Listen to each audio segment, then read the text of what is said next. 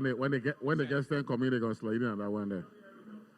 Talk in that microphone and let me hear you, Rocky. I was the wingman in the 24th legislature. I know that. When the big man from St. Croix went after he. Rocky, talk in that microphone. Let me see if I can hear you in my ear, please. Be close to you, Bob. Yeah.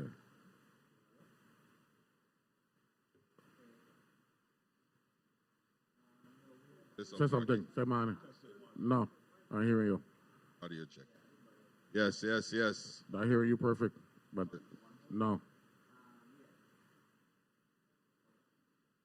The middle one isn't working. The middle mic. The middle mic isn't working now.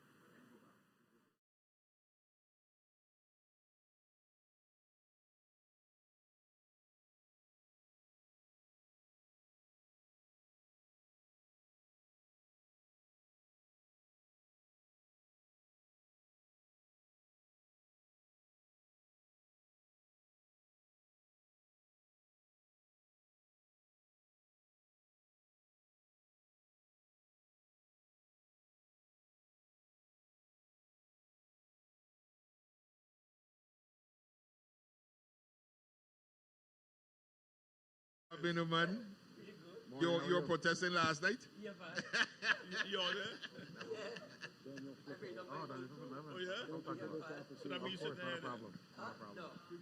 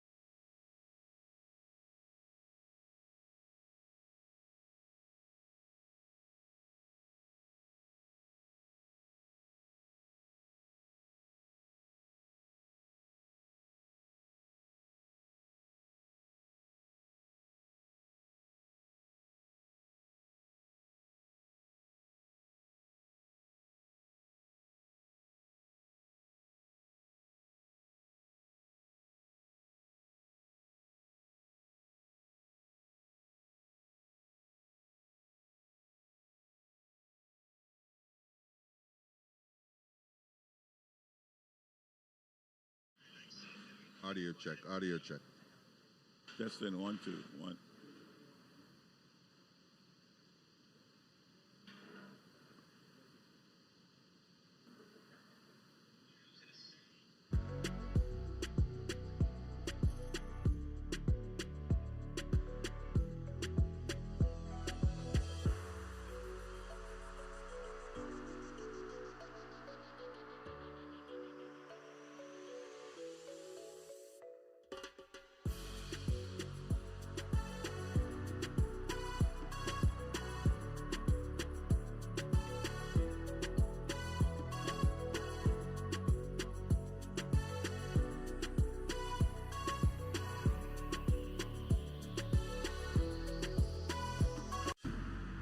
The views and opinions expressed on Analyze This are entirely those of the on-air participants and do not reflect those of the station's board, management, staff, or underwriters.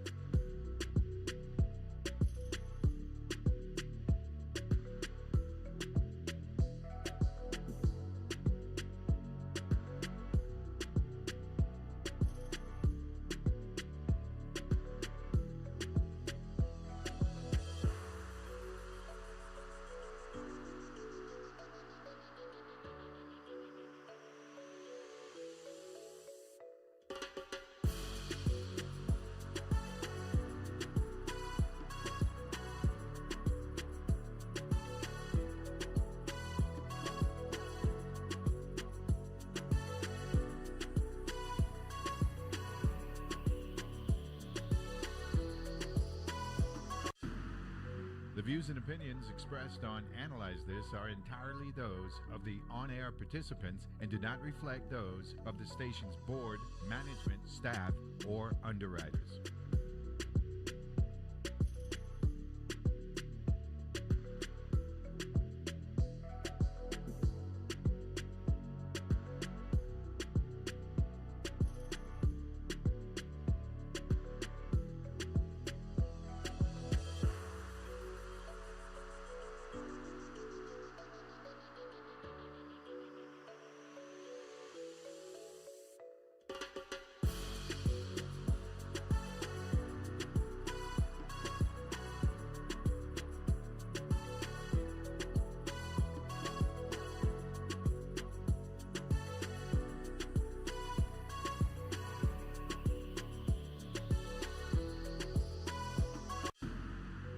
views and opinions expressed on Analyze This are entirely those of the on-air participants and do not reflect those of the station's board, management, staff, or underwriters.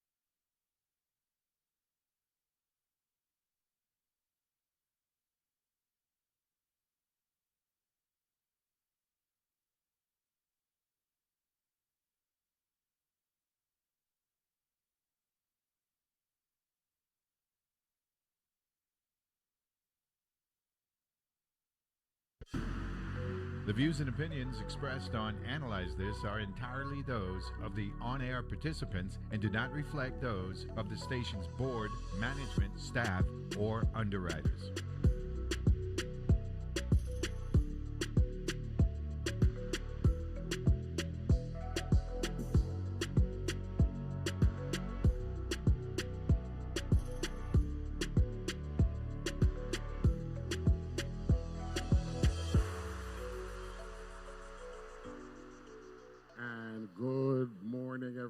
Welcome to a very special edition of Analyze This. We are on the road. The first time ever Analyze This is not in studio. We're in St. Thomas here at the deli deck. The morning after the sixth State of the Territory address given by Governor Albert Bryan, and I would not do this. I'd be remiss if I didn't bring in my boys to help me out. Because you know I'm going to need some help here today. So, you know, we do the table talk on Mondays, right? But we're going to do a special Tuesday table talk. My co-host this morning, the one and only Almando Liburd from St. John. Good morning, Mr. Ranking Member. Glad to have you here. Good morning, Mr. President. Got it. And, of course, the majority leader, the handle, Donald Ducks Cole from St. Thomas, the capital. Morning. Good morning, Mr. President, because I was going to tell you, you missed an important aspect of your location. Tell me about it, man. In the capital of the United States Virgin Islands, Charlotte, Mali. You're everything, and I don't have my partner, Ronnie Russell, here this morning, but we're gonna make it up for you. That's for sure. And look, first of all, good to see you. Happy New Year to both of you, distinguished Virgin Islanders. Let me get something right off the bat, right? Rocky, you sat in the chair for 4 State of the Territories, right? And Ducks, you were a member of 4 State of the Territories. Rocky, you did 16. You know what I'm saying? So we know that. Right off the bat, Rocky, tell me about last night's speech. You got to give the governor credit, charisma. He's learned to develop the art of communicating. Yes. Now, I don't think he communicates that with his cabinet now. That's a different story. Because I ain't seen that communication going on there. You talking about the clapping during the speech? No, but his presentation now. Yeah. Much more, excited and energetic from the times in the past. So upbeat. Right. More upbeat. Yes. Now the content a different story. Well, we're gonna get into that throughout the day. We got a great lineup here.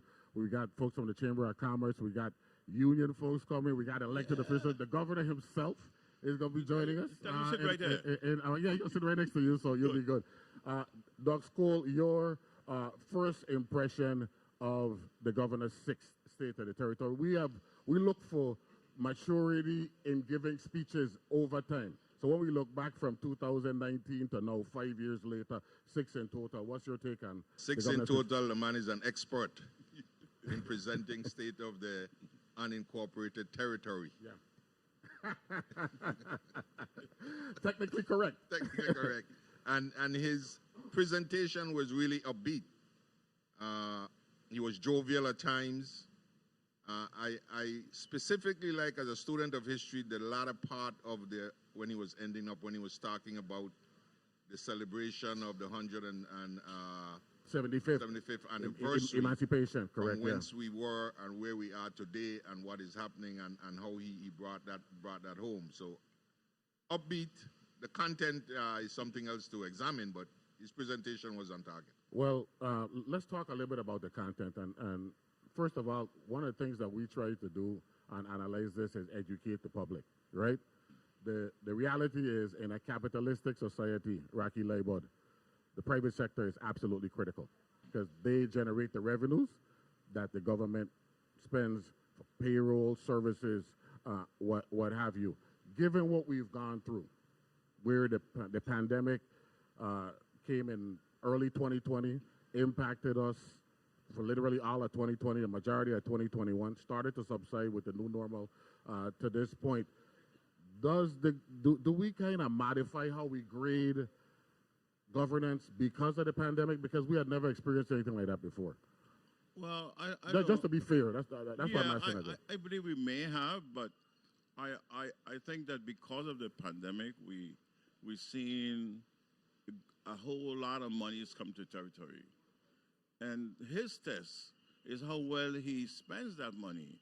He hasn't been able to spend it because the public already out there is saying, we have a calypso called "Where the Money Gone," you know, and that's part of the issue that he has to deal with. I believe that he hasn't developed a crew that really evaluates how do we spend the federal money. Yeah, it ain't just about spending. It's no, how it's we not spend about it. that. It's a whole process. Point, it's a whole process that, to me, should have done it already because it's 6 years now.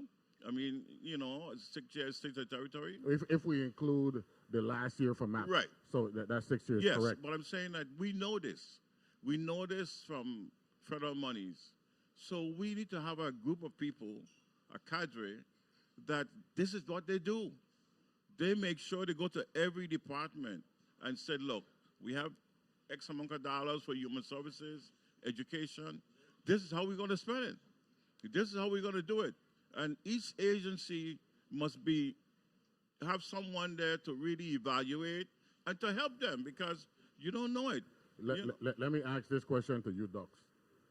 Once the people of the Virgin Islands heard $8 billion, automatically, you know, from a mental standpoint, we're thinking we're going to be all right. However, it ain't an $8 billion check. Right. It's $8 billion appropriated for the people of the Virgin Islands that needs to be expended correctly. That's number one. Number two, the right off the bat, we heard of two companies that are going to be providing some support, Ernst & Young and Wood O'Brien. Right? Yeah. And we've had a problem, you know, over the years with the FEMA approach, them asking for what I believe is an unrealistic 10% match. Because here's the deal. If you're looking at $8 billion, 10% of that is what, 800 million? Yeah. Our budget is between 800 million and $1 billion. That's unrealistic, Doc School. Unrealistic, and that's one of the things that I've always spoken about as to how the federal government relates to us. Yes, you're going to give us $12 billion. Because the number has changed over years. The number has changed. Yeah. The number has gone up to 12 billion. Yeah. And we are going to have to provide a match for some of it. That's become very problematic. But the monies that we have that we can spend is key. I was told that $8 billion is available for spending. That's what it is. So thus far, we have only spent about 2.5. You said 3. Three is the number. Yeah. Okay. And that's still less than 40%. That's 3 out of 8 is 37.5%. Right. And 5-6 years in, I don't know. So that money that is there and is not being spent becomes problematic. And Rocky hit it on the head in terms of we have the department with Miss. Yeah, we have an entity that is supposed to deal with federal monies, and the monies coming in, right? With Miss Actaline. Adrian Williams Actaline, yes. Yes. The ODR, the Director of Office of Disaster Recovery. and they're supposed to now make sure that this money is spent. But if you don't have a plan to spend the money, eventually the federal government is going to say, hey, listen, you're not spending it. We're going to reappropriate this money because we need some money for border protection. We need some money for well, I believe that their argument is that we have a plan.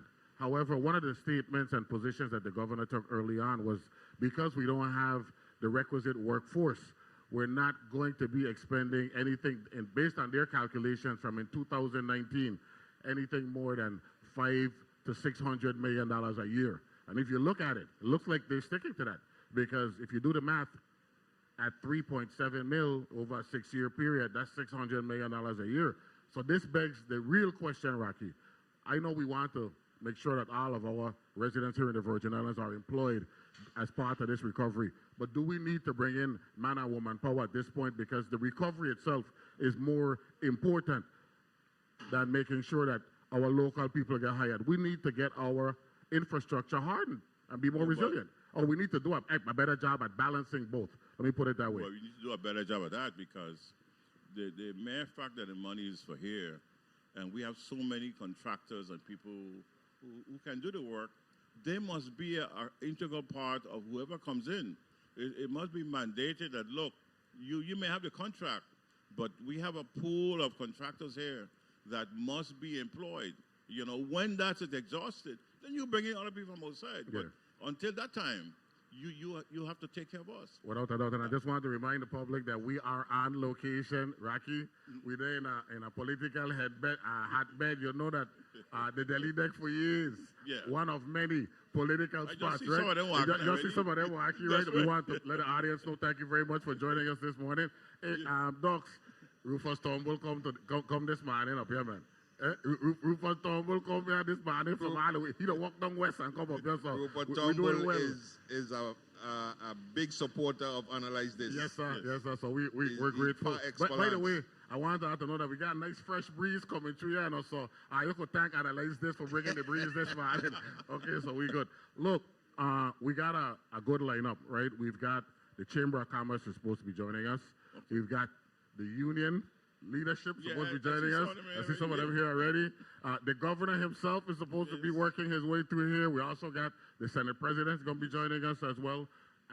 So I think we're taking the next step, right? The table talk on Monday really sets the tone for the week. So they're ready, so we can question them, right? Right there, we got them right next to you. Before we go to our first break, I want to ask this question, because we were looking at the excellent coverage on Channel 12 last night, and the closing discussion had to do with the legislature, because there was recently an appropriation for $25 million for a specific purpose. I believe it was to address retro, and the executive branch said there was a payroll priority, and apparently there's some lack of communication. The Docs, you and I were speaking about this earlier. We'll come to Rocky a little bit, because Rocky knows about this.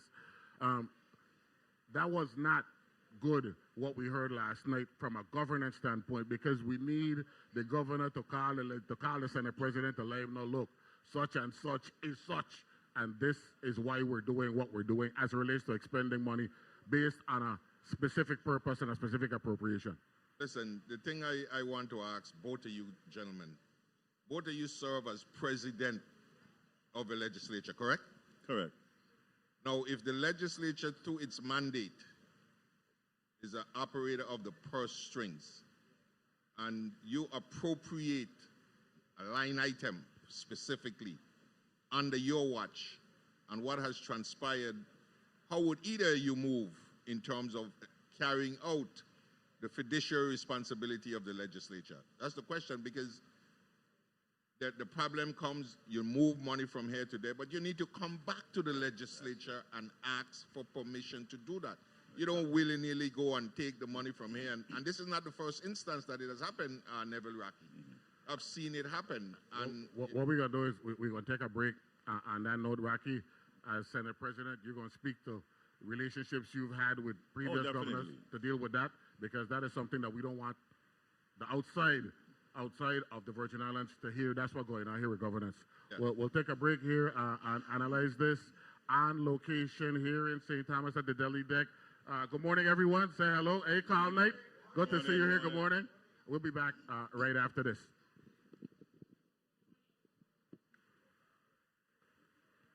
And I just want the audience to know that we're gonna have a good conversation here this morning. There's no doubt about that.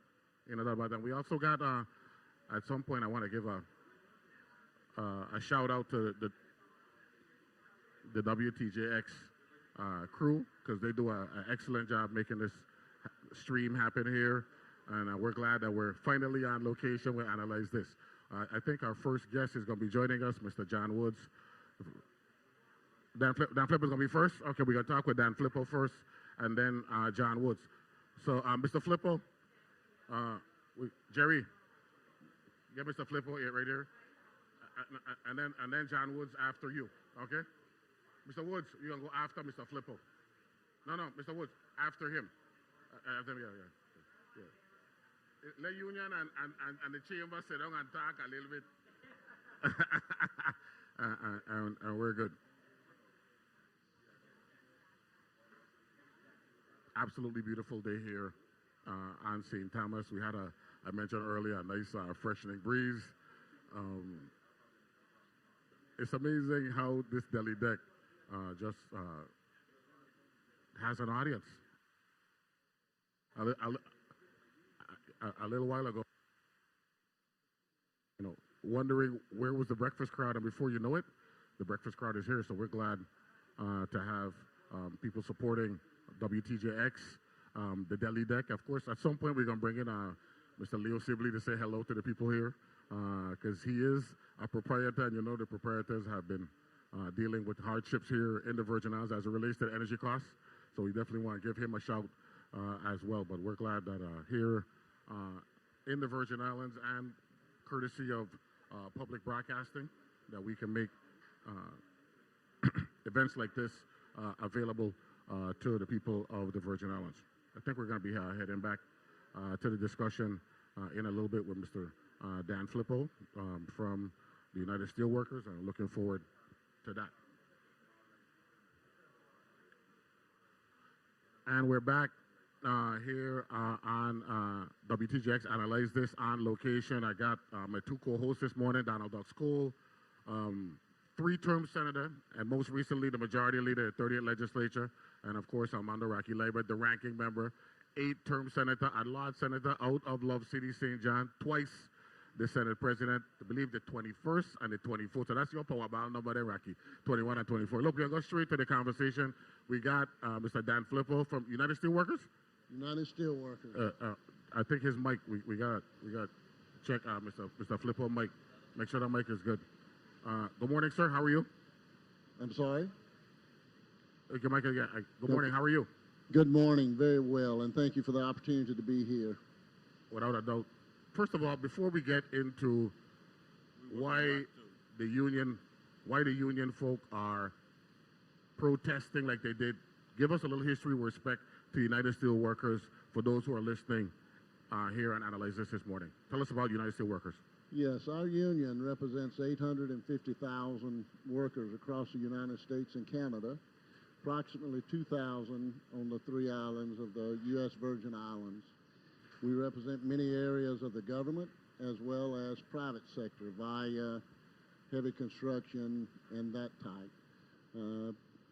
We're attempting to work with this government, especially for our government workers, because we've been without contracts in some cases for 8 to 10 years. We're working on day-to-day agreements with a 72-hour notice to terminate. And our members deserve the dignity and respect that a long-term agreement provides, whether it be the wages, whether it be what the government has promised in negotiations and then simply not doing. What is the big issue from a union perspective with the government of the Virgin Islands? There's actually... Because if you said 8 to 10 years, that means it predates the current administration. That's correct. There's actually 3 issues that are very important that hits this administration. Number one, we get into negotiations, and the Office of Collective Bargaining sits down and negotiates the agreements with us. We TA, which means tentative agree to language or wage increases or whatever. We take that to our members to ratify it. Our members ratify it. And then when it gets to the governor, he doesn't implement it. He doesn't give the wage increases. I noticed in his speech that he mentioned he had given the wage increases for this calendar year. Not true. Our members have a wage increase schedule that has not been paid. So when they don't pay the wage increases on time, you then have to argue about the retro pay. So the pay and benefits are one thing. The second thing is safety and health. In the Bureau of Motor Vehicles in St. Croix, they're in FEMA trailers that are falling in. I mean, when I say falling in, the floors have physically fell in. We had to implement some of our language in the contract relative to health and safety to prevent injuries in those buildings. And the third thing is long-term agreements. We're accustomed to 3- and 4-year agreements. This governor and the 12 agreements that are in place, and I know you talk about the 12 and 13 years of the prior administration. This administration's been in 5 or 6 years. There's time to clean that up, and the time is now. Our members deserve that. Our members deserve the security of knowing what their pay and benefit will be year to year, not on extensions. Before I bring in Rocky, didn't the administration work to address the working conditions at the Bureau of Motor Vehicles? Yeah, yes, the working conditions. The union, a lot of people hear about unions and collective bargaining agreements, and they just think wage increases. No, but I'm talking about the structural problems that they had at the Golden Grove facility, and I know that the administration went out of their way, because I actually spoke with the BMV director, and they've been working there to make sure that they accommodate the workers like they should. They have redid the trailers. Yes.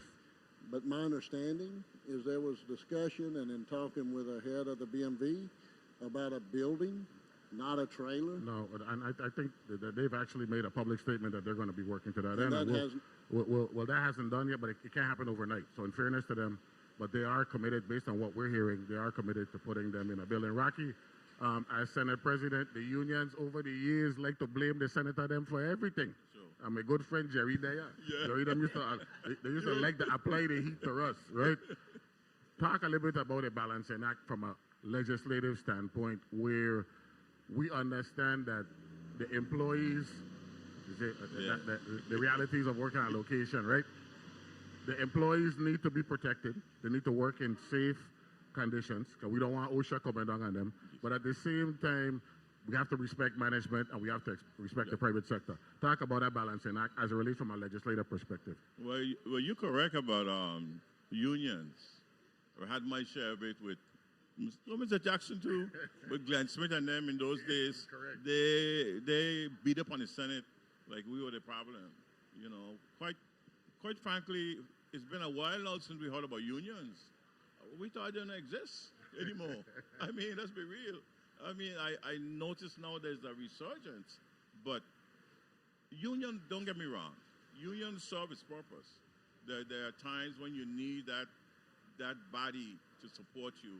And sometimes I don't agree with all this they do, because sometimes they support a bunch of people that don't need to be working.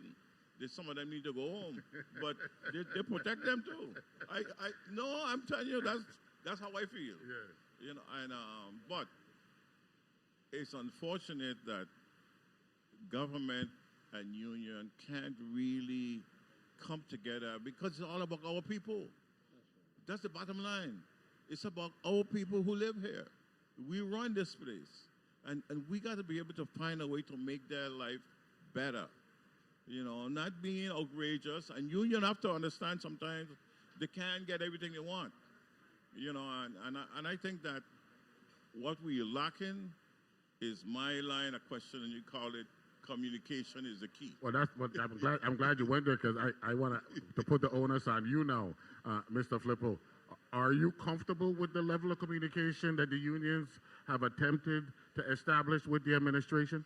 Absolutely not. We have tried to meet with OCB. They say they're understaffed and can't meet.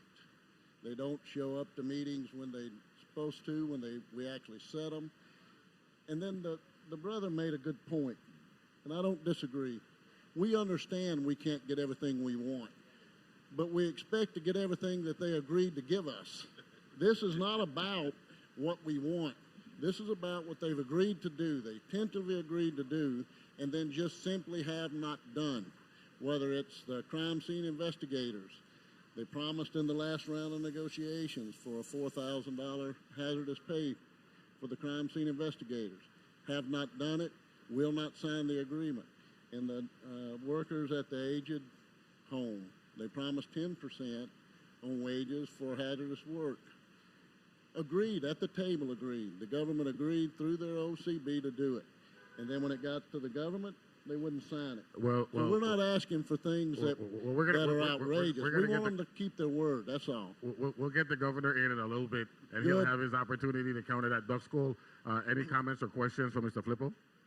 Unions, I am fully in support of union, and what the gentleman said, if you promise you're going to pay me, we don't want everything. You promise you're going to pay me, pay me, okay?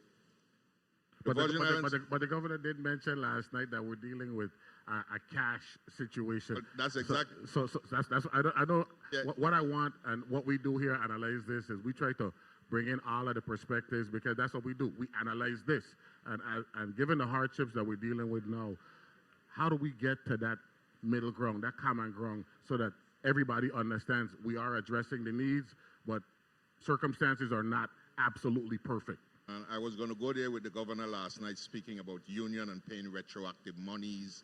Because this government, this administration, I believe, have been good to unions. I'm saying it. Retroactive pay that was due for over 10, 15, 20 years, they have made an attempt to pay that, a portion of it, when they don't divert the money to do other things that the legislature appropriated to do. On the other hand, the legislature gets blamed a lot of times because we are the appropriating arm of the government. That's right. And if we appropriate a pool of money that's supposed to go to union with an understanding based on the economic conditions that we have, this is all we can afford at this point in time. Well, that goes back to what Rocky said. It's a communication issue. Yeah, this is all we can afford at this point in time. So let's deal with that. We need the highest levels of communication at this particular juncture, because we're in the middle of a protracted recovery, right? And everybody is focusing on how we could harden, our infrastructure, how we could make sure that going forward, because we're in a hurricane's plane. That's just the realities, right? If when they come in, the question is when the next one come in, and that we're prepared to deal with that. Let me ask you this question, Mr. Flippo. You said 850 Virgin Islanders are in the United Steelworkers Union. I'm sorry? How many members territory-wide? Between 16 and 1,800. 16 and 1,800. Yes. And you're public comfortable. And private. And you're comfortable that you're representing their best interest to the best of your ability, sir? I don't know that I'm comfortable we're doing everything we should do, and I appreciate the comments. We are trying to do much better. We're trying to mobilize our members. But to be frank with you, we're mobilizing our members to get the government to do what they said they would do. The governor mentioned a lot last night about partnerships. Partnerships go both ways. It's not a one-way street when you talk about partnerships. Right. We want to partner with the government to make the lives of our members better, but we can't do it by ourselves on the side of the road. They have to meet with us. They have to talk with us. I'm sure when you made that statement, you saw all three of us nod in the affirmative, because that's what we want to hear, Rocky. We need it's a partnership. At the end of the day, we can really point fingers all we want to, but it really is a partnership, Rocky Liburd. Well, the brother said it very accurately. Our members are citizens of the Virgin Islands, and it doesn't matter whether they're in the Department of Finance, whether they're the nurses and the workers at the aged home. They're taking care of our mothers, our fathers, our children.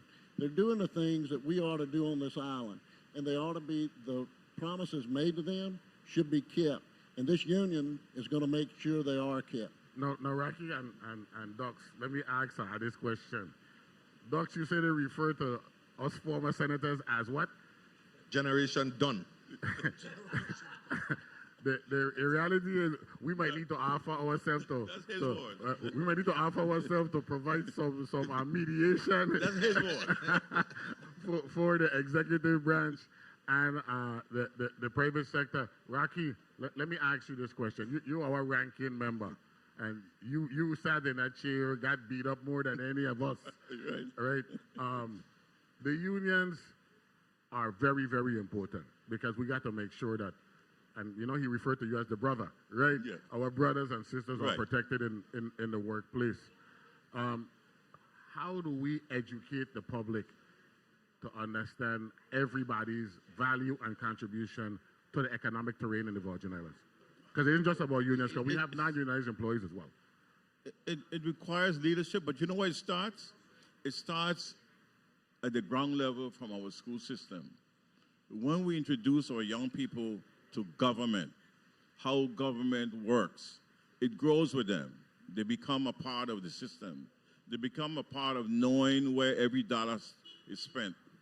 Once that's happened, they are now going to be much more concerned about every dollar than they are today not knowing. So the leadership must do that. And something you said earlier that we didn't answer, the $25 million for retro and spending only, how much you said was 2.5. 2.5. But what you didn't say is that I believe that was a line item.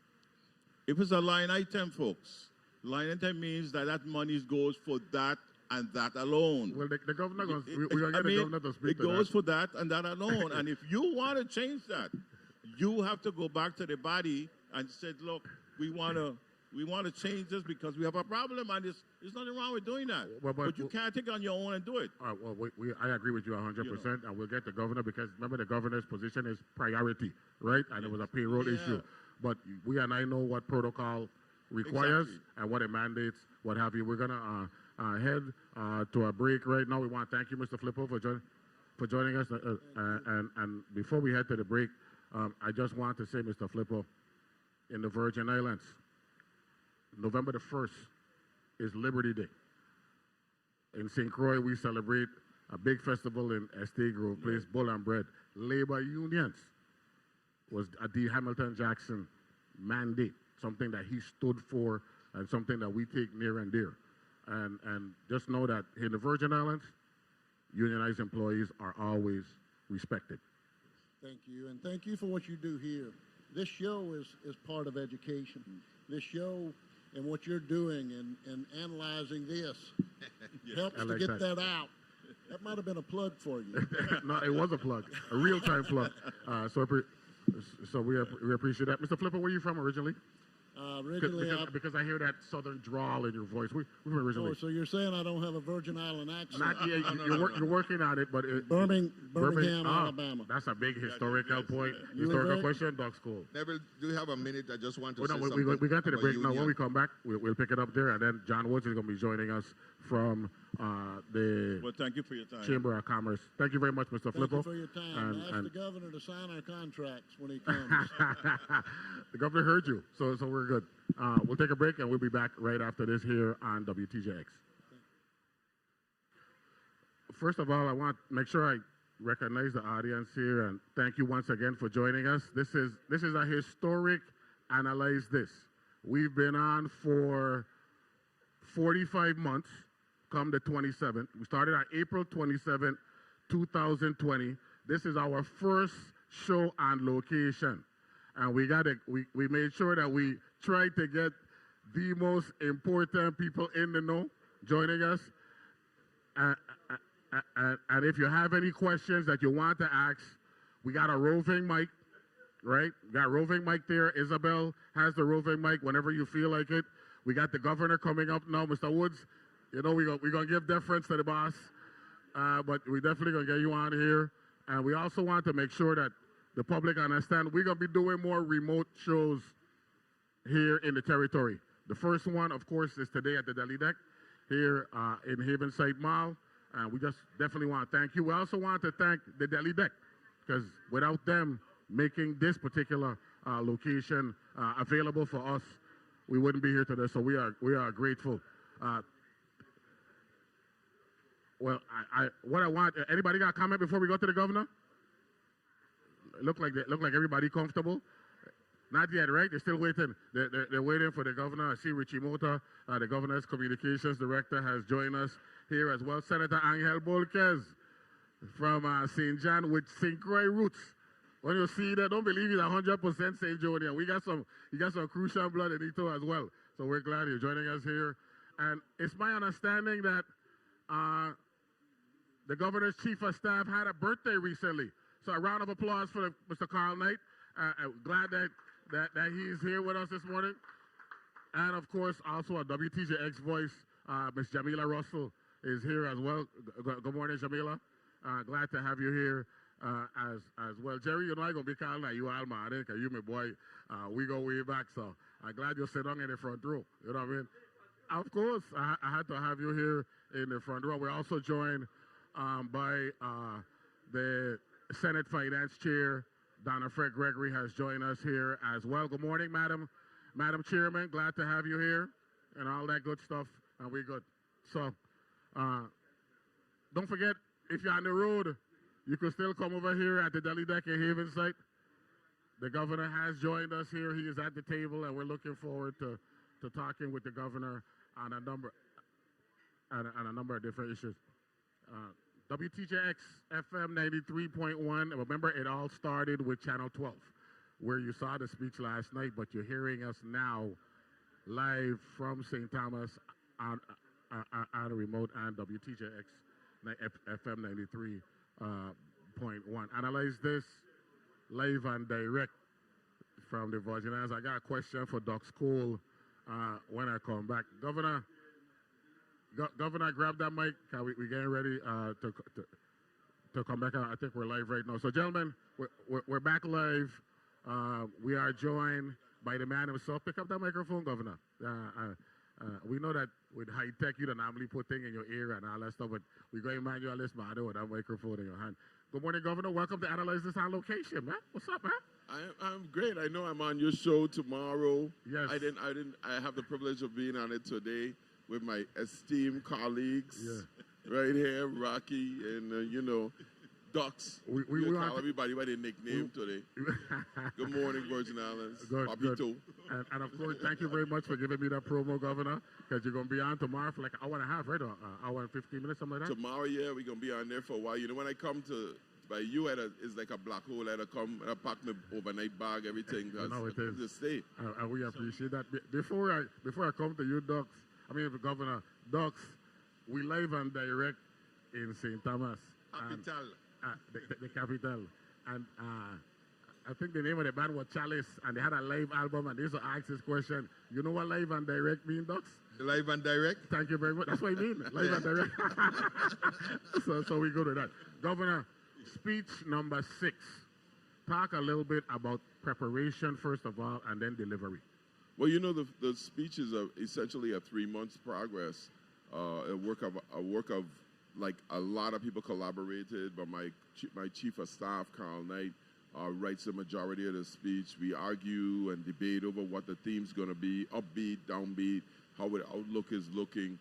And I can say this year, we put in a lot of work to get it done. And, I love it when people come up to me and they say, Governor, I don't know how you remember a speech an hour and 40 minutes long and look at the paper once. But it's a teleprompter.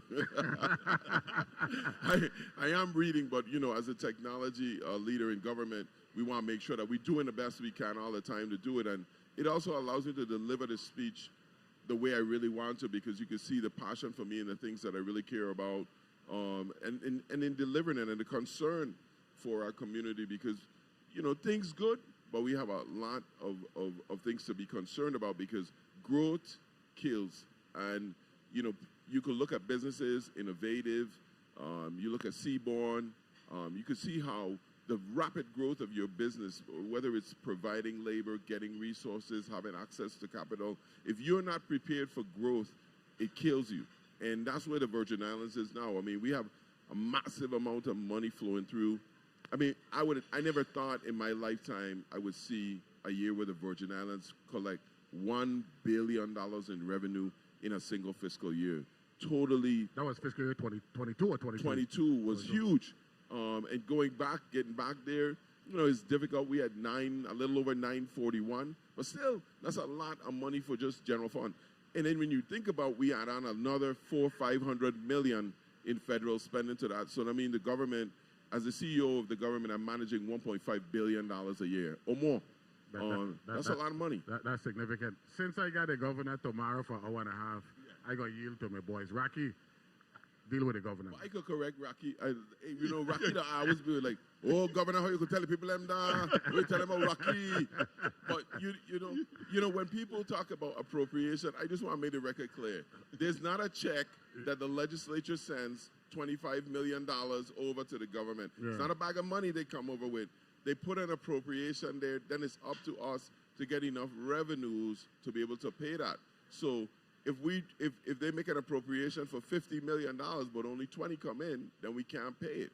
So, when we talk about retirement pay, we trying our best to make that as an obligation that I made a promise to the people. I'm going to try to make $25 million at least every year towards a debt that is 40 years old. We owe $160 million to the people of the Virgin Islands. This is the first administration that has made consistent payments. Everybody else touch it and leave it alone. Consistent payments towards paying down a 40-year-old debt to the union, to the people of the Virgin Islands. But it's not easy, So, I would love it if the legislature would cut a check every time I need one for $25 million, $40 million. But that's not what happens. With the money in the bank.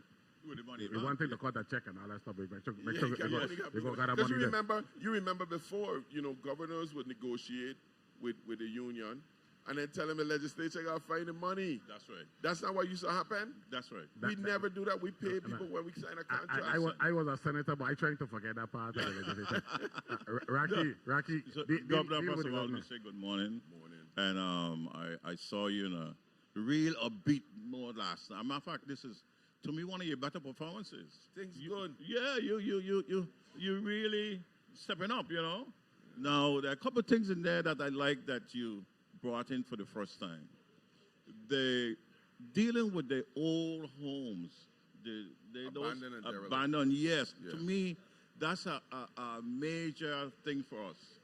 And you know why? Because I just came from Crujan Fiesta. When you come down Registered, when you come down Registered and you see that place, what you're saying there and what you're trying to do, that's the ideal thing to do. I really commend you for that. I hope it works because it's going to lift this place to a level that we haven't seen. Number one. And I just want to tell you on that, it's scary to a politician to attack something like that, right? Because gentrification is a real thing. And I'm telling the legislature, look, I lead in this thing. I go out in front. I go take all the blows, cutlass, and bullets on it. I say it's me. I don't have to win another election. But we have to do something. No, we have to do it. And I agree that because too many times leaders don't step up. Sometimes our families, we have this cousin and this one all over the place, and somebody died and probate, and nobody wants to interfere, but at the end of the day... But Rocky, let's talk about that, because the governor mentioned that. Yeah. Probate is not an easy thing. No, at the end of the day... Yeah. But how can we educate the public as to how you are finessing, wanting to positively impact downtown areas, derelict buildings, but got to deal with probate, which are family issues more than anything else? Neville, the way I think is how he's approaching it. Because once it comes from Government House, they have the resources to assist those folks that need help. Right. And once he assigned those folks to do it, because all people don't have the money. But the governor actually had town hall meetings talk about your inner workings in the office and how you decided to strategize through the town meeting approach to get the public to understand what we're dealing with. So truth be told, I mean, Carl, myself, and a lot of us from Gen now, remember that? Yes. Been working on a plan for like the last 15 years. Generation now. Not generation now. Yeah. 15 years we've been working on 20, Governor, 2002. Yeah, it's 20 years. 20 years working on a plan to figure out what we do with abandoned and derelict buildings and keep the ownership in the family. And the thing about this is when we take over the property as a conservator, the family automatically gets an estate. So it'll be the James estate or the Liburd estate or the Bryan estate. So immediately you have a trust set up where all the money, any proceeds extra than what we develop in the property goes right into it. So the plan is you put it into this, we get a developer, they develop it, they amortize the investment over 20 years. So we're going to agree that you're going to get a 7% rate of return. Everything over that goes back into the family trust. At the end of 20 years, which is a very short time, you get back a full building with everything in it, and you have a family trust. Then you can elect a board of directors or whatever to decide what's going to happen with the property next. But education is critical with what you're attempting to do. Doug School? Good morning, Governor. And I must say, you are on the job, and your presentation last night, upbeat. I appreciate it. The question I have is the economy. And you have been blessed. People talk about luck. Me talking about luck. You have been blessed. Enter into an administration where we're talking about $12 billion available to the government of the Virgin Islands. And how we are going to make that money impact the economy here in the territory. Now, $8 billion is we can use right now. We have only expended, based on my knowledge, $2.5 billion, right? We're at 3 point something billion. Last night, yeah, it's $2 billion. Yeah. 500 million a year. Yeah. You spoke about, I think it's a super PPO or super PMO, Project Management Office. Okay, explain that, because that is how we want to be able to see that money utilized here and put monies in the coffers. One of the things I did in the legislature is, when I was there, to build that deal with paying gross receipts off the top. So if we have all these billions of dollars coming through, that's monies that come into the coffers. Right. Okay? Explain that to the people, because economy for me is key. Before you do that, Governor, Rocky mentioned this earlier. Is this going to be one person, or is this going to be a division or an office? So the division already exists. The Office of Disaster Recovery is already a project management office. But right now, what they're doing is they're managing the project in health, one in the hospitals, one in education, Public Works might have one, Labor might have one. So now we're taking all of these out of the departments and just putting it in one place. And all those project management officers, not all of them, but are going to be situated there with the help we need from consultants and whatnot to manage these projects and coordinate them in a way that's going to go. Because you right now, there's at least $1 billion of projects in progress right now. Between the 3 schools that were just bid and the one that's on the way, that's already $850 million. And you add up everything, it's at least another $150 million. The WIC building, everything else, Charlotte Kimmerman. In order to get beyond that first billion, you need to be able to have contractors that are large enough to say, I have $1 billion in bonding, right? So what we did is we create 8 bundles. St. Thomas Healthcare Facilities, St. Croix Healthcare Facilities, St. Thomas Schools, St. Croix Schools, St. John Facilities, undergrounding, and I think undergrounding St. Thomas, undergrounding St. Croix.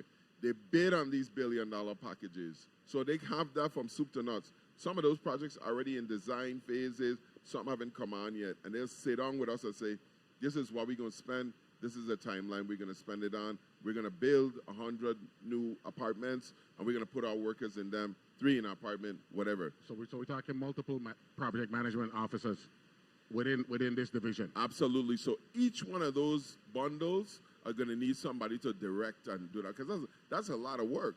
And when you talk about economy on fire, I mean, we have a 126-room hotel building right here on this dock right here at Waiko, right? Last night I didn't even talk about Sugar Bay. That's another 300 rooms coming on. Coming back on. Yeah, we're in negotiations to put another 126 room in Haven site. We have another one. I can't talk about that one yet, and a couple more coming and stuff for St. Croix too. So not only public sector projects, private sector projects are on fire as well. So when you talk about eating up the manpower and keep going, we don't have control of immigration. We can't bring in people, and I wish we could go back to the time in the 70s when the Eastern Caribbean people came to the Virgin Islands and helped us develop oil, refining, watches, and the hospitality industry. We're at that time again in the Virgin Islands of massive growth. And, when you look at how tough it is for people to build a house, buy a home. You know, that's why we're creating programs like VI Slice and like to get going. So a lot going on. A great time to be a Virgin Islanders, but the government have to keep spending. We need some credit. I don't have a credit card. I have $1 billion in my $1 billion in the budget, general fund, 1.5 with all the federal projects. I don't have a line of credit. That's not realistic. Well, Governor, we spoke earlier about what isn't realistic is that the federal government. I understand the federal government's desire for the match, but given the size of our annual budget and the amount of money they've made available to us for the recovery, 10% of $8 billion is $800 million. If that number is now 12 billion, that's 1.2 billion. That's not realistic. The math does not allow for that. We don't have that, Governor. We don't have that yet, but we do have about 500 million. But $100 million line of credit, without due respect, that does not address the need for the kind of money that the 1.2 billion. If we're at 12 billion right now, you're not doing the math. You're not like the math. You know. I try to tell people that it's like I'm trying to build a house and you're giving me $10 to go to Home Depot. Why am I with a nail? Why am I with a nail? Before we get to that, I want to remind the public, those viewing via stream and listening, we're on location here at the Deli Deck in St. Thomas. Does anybody have a question for the governor? Because I know that he's doing a good job explaining himself, but I just want to make sure that we throw it out to the audience. Good morning, Mr. Administrator. Glad to see you here, joining us as well. I guess Nancy Ducks are doing a great job. You know what I'm saying? So we're good. Let me see how much time we got here left before we go to the break. I think we got 2 minutes to the break. Rocky, question for the governor. Sure. Governor, that was one thing. I'm happy to see your administration now being able to find a company that provides insurance. Oh, yeah. You know, we've been, in the private sector, we really been fighting. Part of all the insurance is going to be a problem with all the storms that we having. It's huge. I don't know where are we with that. Well, what are we, because to find insurance at an affordable cost is a problem. So it's a national problem that we're dealing with. Everybody that have windstorms, as a matter of fact, anybody that have natural disasters, the insurance are pulling up camp. So that's a national problem. We're leaning on the White House to try to do something about that. We've been in talks with OMB up there. But we also have a problem with the European Union and getting reinsurance in the Virgin Islands because we are on the European Union blacklist. I didn't talk about that last night. So we're working with State Department, lobbyists, and now we have some foreign lobbyists trying to help us get to a point where we could be reinstated and not be blacklisted and get reinsurance because if you think the problem bad now, in a year from now, it's going to be really bad when they have to Don't give away everything to their governor, because don't forget I got you tomorrow for an hour and a half. Okay?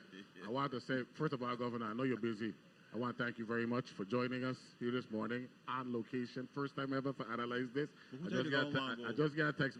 I got to go. Listen, everybody, it's funny, right, Rocky? You say, oh, you were really upbeat.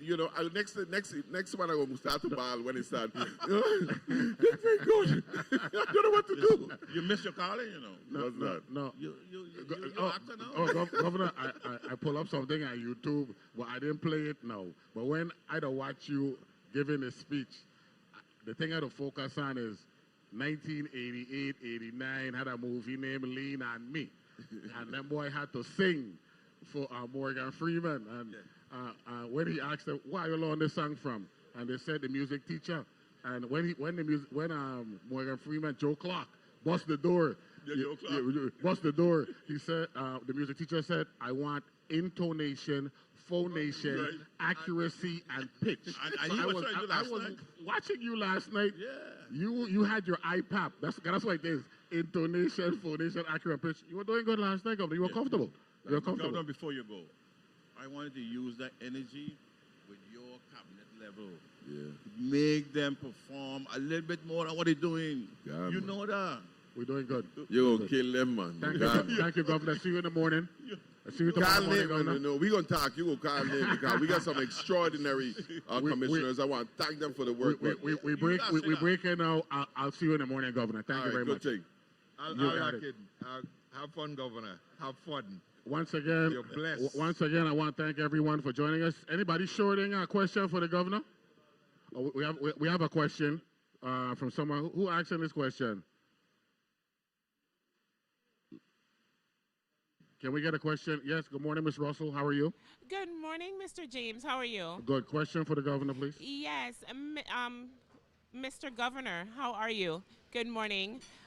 So, Quick question. Can you explain to the general public the difference between revenues last year and what's currently happening and your request and need for the cushion with the line of credit? say that again. Line of credit. The justification for the line of credit and the change in revenues So from last year to this year. What is difficult to understand, I had problems understanding it too, is revenue is a projection. When you say revenue, you say, I'm going to make $900 million this year. This is my best guesstimate based on statistics, what I'm going to do. Cash is what you actually collect. So even though you know you have a payday coming up in April where you're going to be getting more cash, right now you don't have cash. So what a line of credit does is give you the credit card so you could pay the debts you have today until you get the cash tomorrow. Most government and municipalities have a line of credit established. And you may, in comparison, WAPA has a line of credit for $60 million for their budget. We don't have any line of credit for ours. So and ours is $1 billion budget. So what you're saying is you're not asking for anything novel. No. This is something that exists. Yeah, and you know, when we spoke to the legislature, we already have $100 million line of credit, but it's only for the recovery. You know, if we had a line of credit just to include operating expenses as well, you know, it would suffice. So you're asking for a flexible line of credit? Yeah, because it would all these vendors waiting to get paid, it would just pay them now, and then that money comes right back into the coffers. Governor, thank you very much. See you in the morning.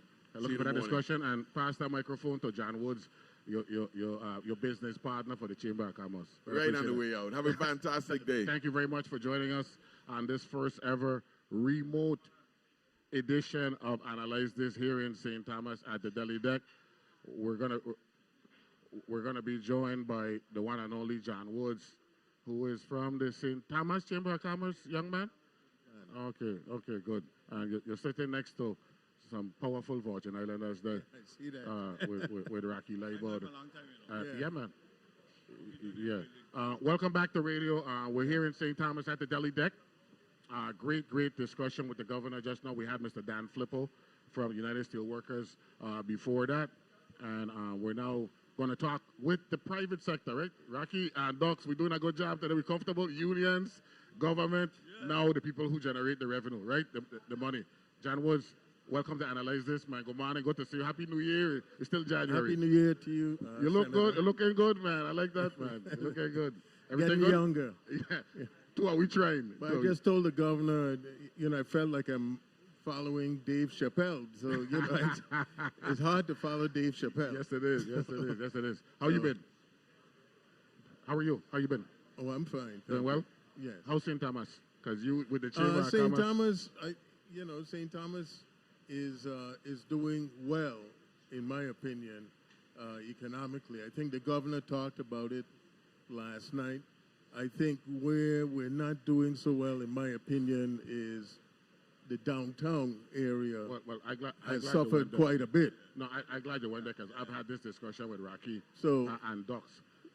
Painful to see Main Street in 2024 compared to what we saw in its heyday. Now, I know the ecosystem has changed. Right. Cruise ships, they have everything on the cruise ship now, which undermines what Main Street and Back Street and Waterfront used to provide. I mean, we used to catch plane to come to buy Bally's. They had a Bally's store on the waterfront back in the day. Yeah. How do you finesse and work your way back to where Main Street has the kind of, if not 100% impact and approximation level at 80, 90% to get Main Street back to be in the face that it was? well, what a lot of us have talked about is residential. We got to get residential downtown, and I'm actually working on several projects where investors are doing just that. Once you have residential, it'll also promote entertainment because everybody complains there's not enough to do downtown, which is why they don't come. Not only that, public safety. If you have residential downtown, that will increase public safety presence as Yes, well. yes, For it would. obvious reason. And the Research and Technology Park, they have an innovation district project that they're looking at, and hopefully when they unfurl that, and the Chamber of Commerce will get the buy-in. One of the things I've talked with the governor about is whether there could be any sort of incentivizing for other business ventures other than retail. Even the retailers say their time has come and gone, and we need to get that to change, or downtown is just not going to turn around. The cruise ships indicated for years now that at least St. Thomas, the product is stale and needs to be reinvigorated. Is that fair? Because I think that could be that cruise ships and entities try to use those type of excuses for not reinvestment. Yeah. So I think in fairness to what they project and what really going on the ground, I don't know if that's necessarily accurate. Well, if we only have one product being sold, which is jewelry, the tourists are not after one or two stores that, okay, we've seen enough, let's go back. Correct. Rocky, talk to your boy John Woods. Well, listen, Mr. John Woods, good morning to you. Good morning. I've known you for a long time. As a matter of fact, this guy was back in '95 when we did the building code. He was part of it. This is post-Maryland? Yeah. He was one of those guys, in his field. So I want to go to his field before I go to downtown. I have a problem with... Tell the public his field. Yeah, I have a problem with construction in the territory. I believe that we have, over the years, seen so many destruction. We've analyzed what we did in 1995, the Maryland.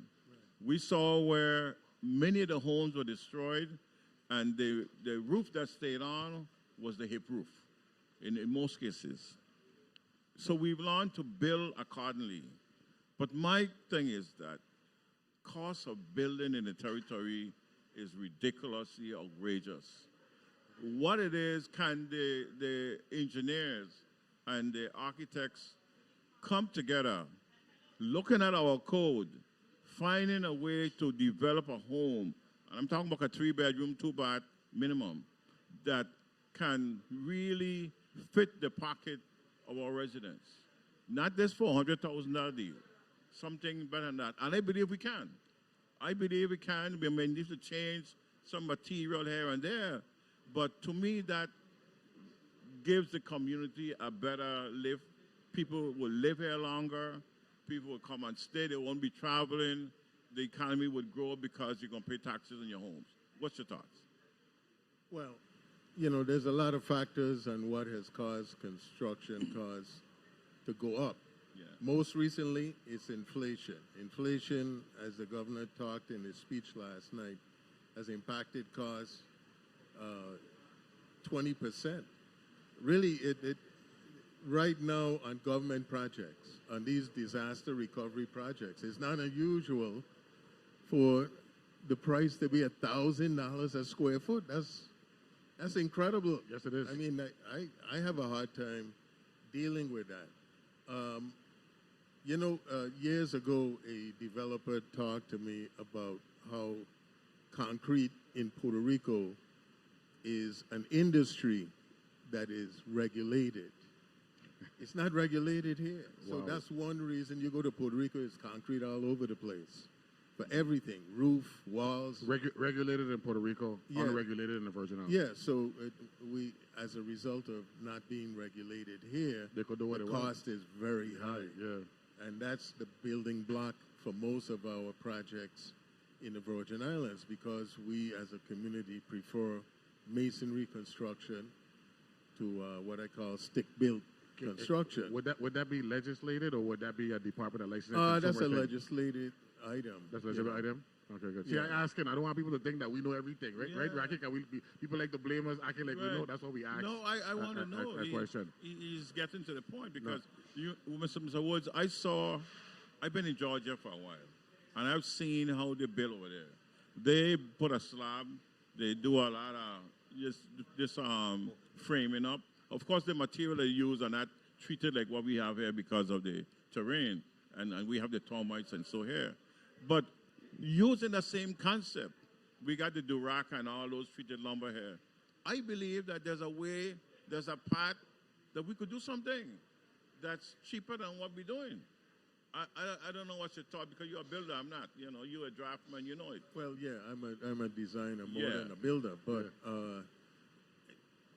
I think the regulation of some of the material is what will reduce the cost. Okay. Because that's really what is driving the high cost. And contractors, they don't just estimate what the value is today. If they know it's going to be a 2-year project, well, what's the cost going to be in 2 years? And most recently, with these big inflationary costs, they have jacked the number up incredibly. There's something I want to touch on. Senator Cole and I have spoken about it, and you mentioned it as it relates to inflation. One of the arguments, and I'm going to yield to Dux. Dux, we have spoken about greed on the private side. Now, I know you know with the Chamber of Commerce, but that's a big issue on the mainland that they're actually talking about. They call it greedflation, not just inflation. And you just mentioned perhaps why that's the case, because they're projecting prices down the road. Dux, I'm going to yield to you. The question I have, good morning, Mr. Woods. I know Mr. Woods long time. And his mother be rolling over in a grave to see what's going on down Main Street. Oh, gosh. Well, let she rest in peace. Yeah, and she resting in, no, she ain't resting in peace. Let her rest in peace. Yes. We want her to rest in peace, yeah. The business sector runs Virgin Islands government economy, correct? The taxes that are paid by businesses is what government use to carry out their mandate, correct? Some of the money. Yes. A lot Okay. of it is in income taxes. Income and Yeah, that portion, but corporate and growth. as Chamber of Commerce, what is it that businesses face here in the territory to stay open, to make a profit? What are the variables impacting business? And those are the Chamber of Commerce. That a business would open this week, and they open for 2 months, and next week they close. What are the variables that are impacting business here in the territory? And how, with all these multi-million-dollar corporations that are coming in to provide building, construction, hospitals, schools, how do the Virgin Islands incorporate our workforce and we get a piece of that money? How can you speak to that? Well, I think one of the biggest issues many businesses face here is energy costs. Without a doubt. Energy costs is a big driver on what the cost to the consumer will be. And you can't just raise the price to the consumer, because the consumer will say, okay, that's way too much. I don't need your product. I don't need your restaurant. I don't need this afterwards. And that contributes a lot to closures. I think a lot of businesses also talk about, obviously, the gross receipts, because it's a gross receipt. Whether you made money or you lost money, you must pay that gross receipt, and that's a big factor that contributes as well towards closure. But I believe energy costs is probably one of the biggest contributors to businesses not getting started or closing. Were you, given what you heard last night, State of the Territory speech, 6th version from this governor, this administration, you confident that we're heading on the right track as it relates to developing and redeveloping the Virgin Islands from a St. Thomas Chamber of Commerce perspective, Mr. Woods? Oh, I believe we are, as it pertains to what's going on here. You know, I work on a lot of disaster recovery projects, some of which the governor spoke about. I just spoke about the private sector getting more engaged in hospitality. That's something that hasn't happened, he's correct, for decades. How do we incorporate the requisite education component for that to happen? What? Say that again? How do we incorporate the requisite education component for what the governor talked about, hospitality, what have you? Because if they say we stale, then we got to look at it holistically, not just from a stale lens. We need to comprehensively address areas of need to make our hospitality better. Well, I'm not sure of whether anything related to hospitality, I think there is provided as a course of study at UVI, and I believe, given all the construction project management, is probably a good idea. You know, the Office of Disaster Recovery, a lot of the personnel are made up of young Virgin Islanders. And I try not to give them a hard time because they are the future. And the experience they're getting working on these projects is going to pay dividends for us in the future. So there are opportunities there. As it pertains to WAPA, you know, I think all of us feel enough hasn't been done with WAPA. It's been 20 years now, Mr. Woods. This is a generational problem we've had with our energy crisis. Yeah, and it's just not getting resolved. I know, Senator Cole, you were in the PSC, so you know the issues that WAPA faces. But from the chamber point of view, we view WAPA as a bankrupt corporation that we're trying to keep afloat. And making an argument for privatization, Governor? Because these two young men were senators in either 99, 2000, when there was a Southern Energy proposal, privatization. You think the time is now? That's 25 years ago. Well, yes, I think the time is now. I think the governor would disagree with me. The governor gone. So but he gonna be out tomorrow with me in the normal setting. But a lot of folks have said it's been 60 plus years with WAPA, and as it stands right now, we can't fool ourselves anymore. It's not working. That's the perspective. And you know, there has been interest in WAPA, as I've been told by some individuals. Okay. Can't really say who. But you optimistic about the Virgin Islands, Mr. Woods, your homeland? You think that you're? Oh yeah, I am optimistic about what is going on. Mm-hmm. It's certainly a lot better than how things were before the storm, the storms of 17, because at that point, Governor Mapp was sort of corralled in. It was very hard for him to do what he wanted to do.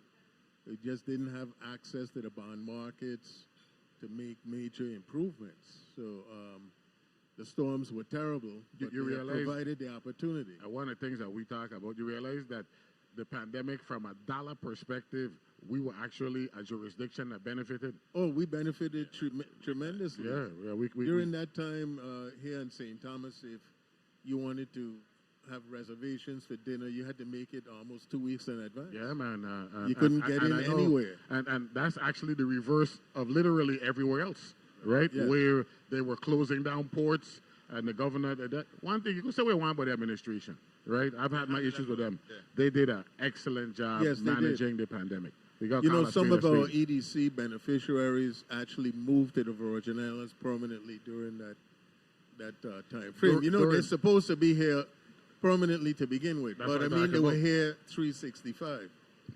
That's what we're talking about. I hope that when they decided to come here during the pandemic, they choose to stay, because this is paradise. We're here at the Deli Deck in the Haven segment. We're talking with Mr. John Woods. You are the president of the St. Thomas St. John Chamber of Commerce. He's also, right, a long-standing businessman. The family got roots here. How many generations? 7, 8, 9?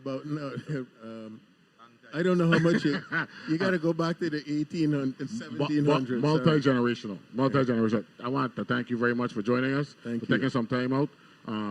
First ever analyze this on location, and I'm glad that you joined us this morning, Mr. Woods. Yes. And of course, you know my schoolmate Kenny Benjamin, the brag boy, you all the time. So you know, yes, Kenny and I worked together for over 20 years. Over 20 years. That's my boy. Thank you very much, sir. I appreciate it. Thank you. And you know, Rocky, we're doing well.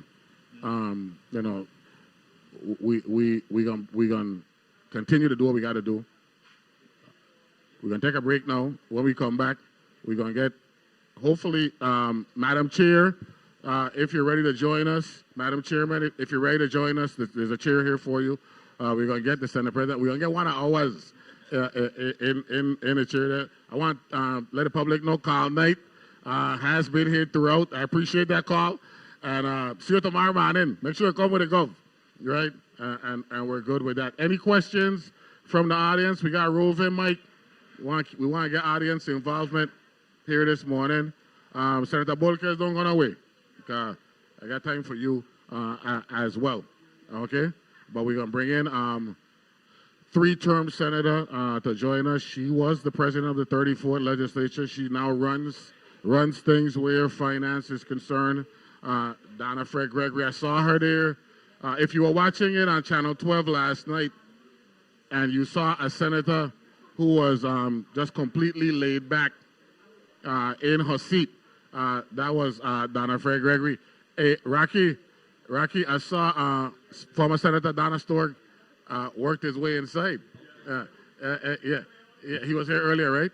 And I saw a lot of terms together, right? Can he do 7 or no? He do 7 of them, so he do a lot of terms as well. Don't forget, we have a roving mic. Isabel, the lovely young lady here, she has that mic. If you got any questions you want to ask any of us, feel free to do so. We know we want to bother you if you're eating breakfast, so it's all good. And then at some point, I got to get my boy Rufus into the mix. You know, so you know how that is. You got to ask a question. Yeah. We're gonna put a mic in the hand in a little bit. We go. We're gonna put a mic in the hand later. But I definitely want to thank Mr. Daniel Flippo for joining us in the first segment, the Governor of the Virgin Islands for joining us in segment number 2, Mr. John Woods from the St. Thomas, St. John Chamber of Commerce. I want to thank everybody who is here this morning having breakfast. We're here on location. I saw Augustine Holder here as well, just working your way inside, right? So good to see him as well. He does work with the Lieutenant Governor's office and the 81C studio in downtown Charlotte with Zach Zook and Joseph Hughes. Nice turnout. So we're back on radio. We're back live. And I'm going to start with you, Doc School. This big shot that we have joining us here this morning, she could take up the microphone. You don't have to be bashful, Madam Chairman. Take up the microphone in front of you so we could talk. You were in the legislature when she worked in the legislature as I think it was post-audit back in the day. Were you there then, Doc I was not a senator, but we worked in the legislature. So y'all were part of yeah, we were part of central staff. We were part of central staff. President back then. What years are we talking about, Madam Chair? We're talking about 1987. That's I come to the farm, you know. That's Ruby Rose until she unfortunately passed. Absolutely. And then Iva Stradarian, right?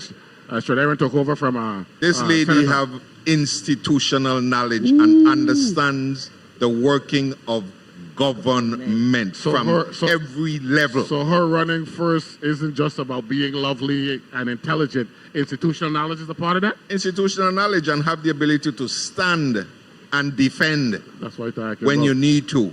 I want to. Repercussions come when you stand and defend. I'm a victim of that, but... Yes. She got conviction? Huh? She has conviction? That's what you're saying? She got a lot of conviction? Good morning. The DM... what's it? Just say DFG, buddy, lad. the notorious yes. DFG. DFG. Good morning, Madam Chairman. Welcome to Analyze This on location.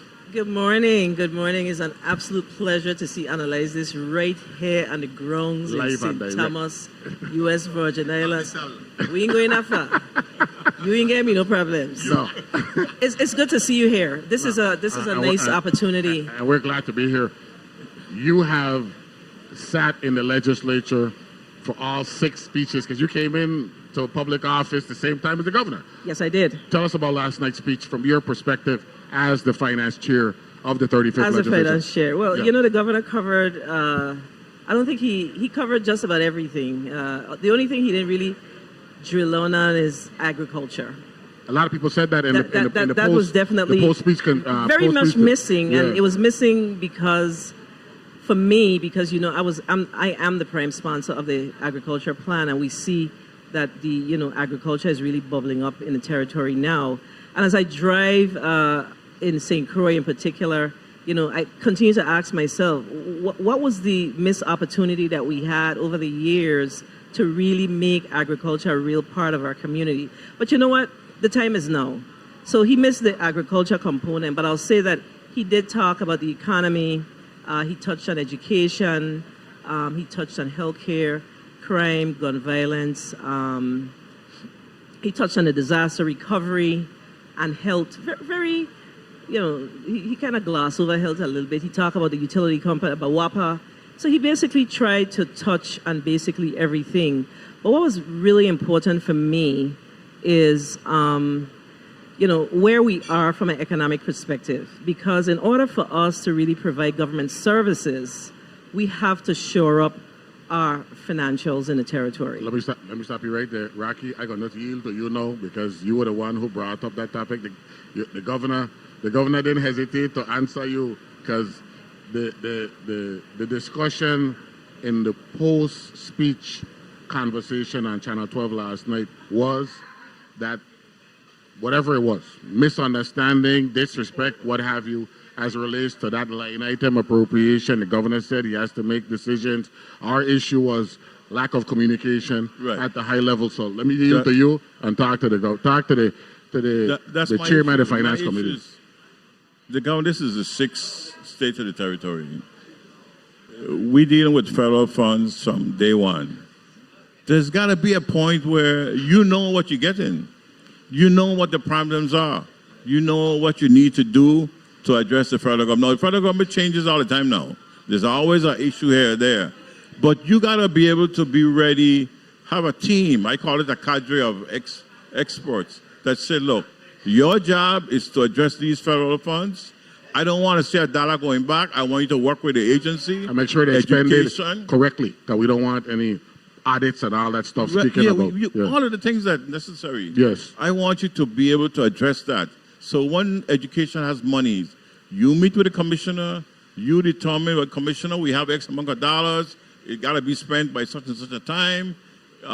What are you going to do for it? So you got to create a plan for them. That's what, to me, that's leadership.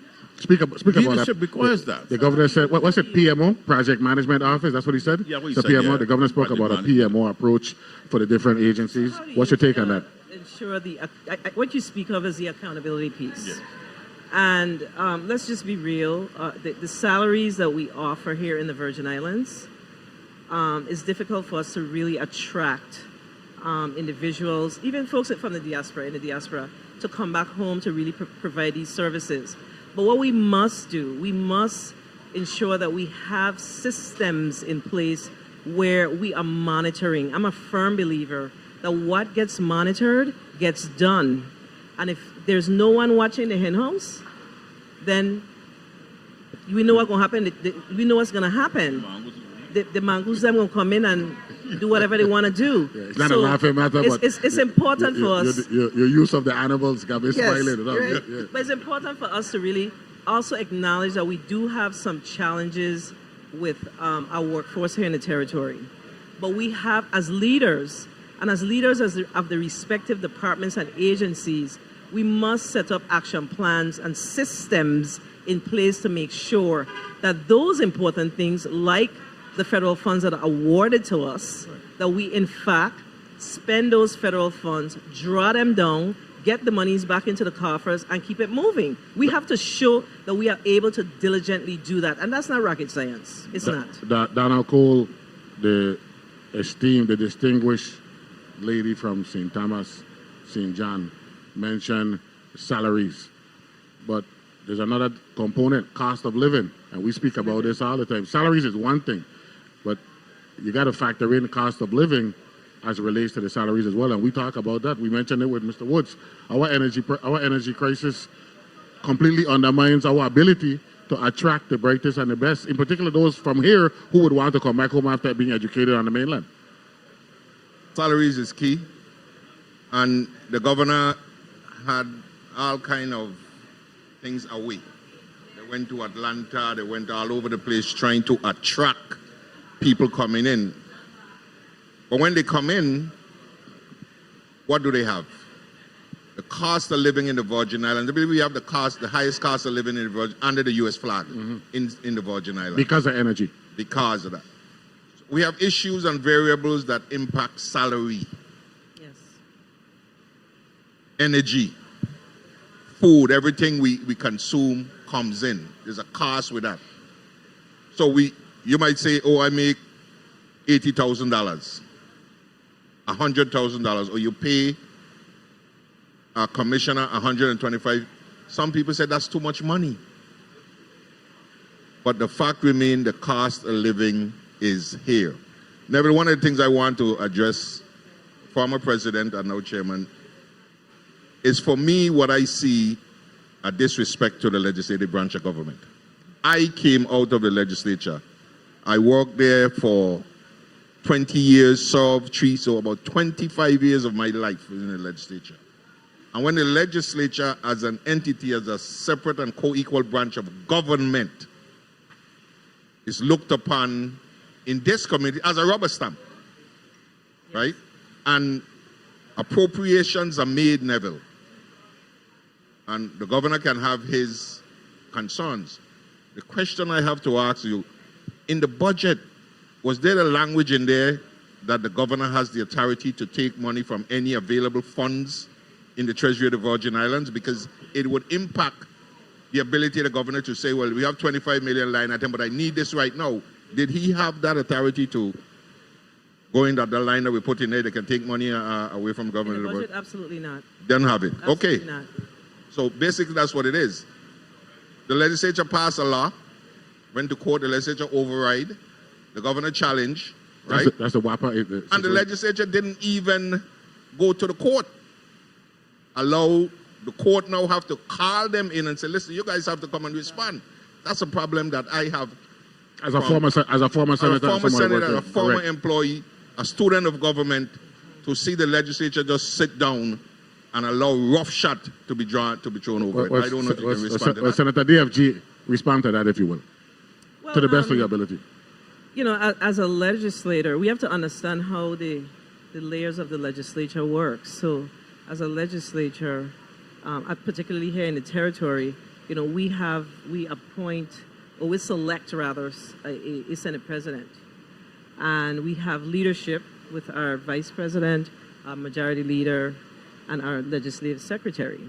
So we could have the discussions, but the leadership have to be, I mean, you could individually take this on, you know, because remember, former Senator Alicia Chucky Hansen, God rest her soul, she took on a lot of those types of things on her own.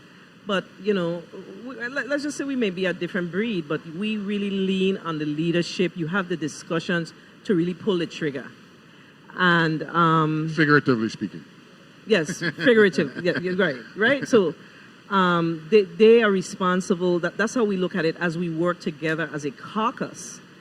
That's what you look to right now for action, for the leadership to say, yes, okay, we've discussed this, and this is something that we should move forward with. It don't always happen. But I do agree with you that we should not sit by the wayside, because then what we're doing is diminishing the authority of the legislature. And we have to be very careful of that. Let me be more specific as it relates to this, what I believe is solid legislation from a standpoint of addressing a concern of the people of the Virgin Islands. The legislature passed WAPA reform, right, as it relates to board and leadership. Yeah.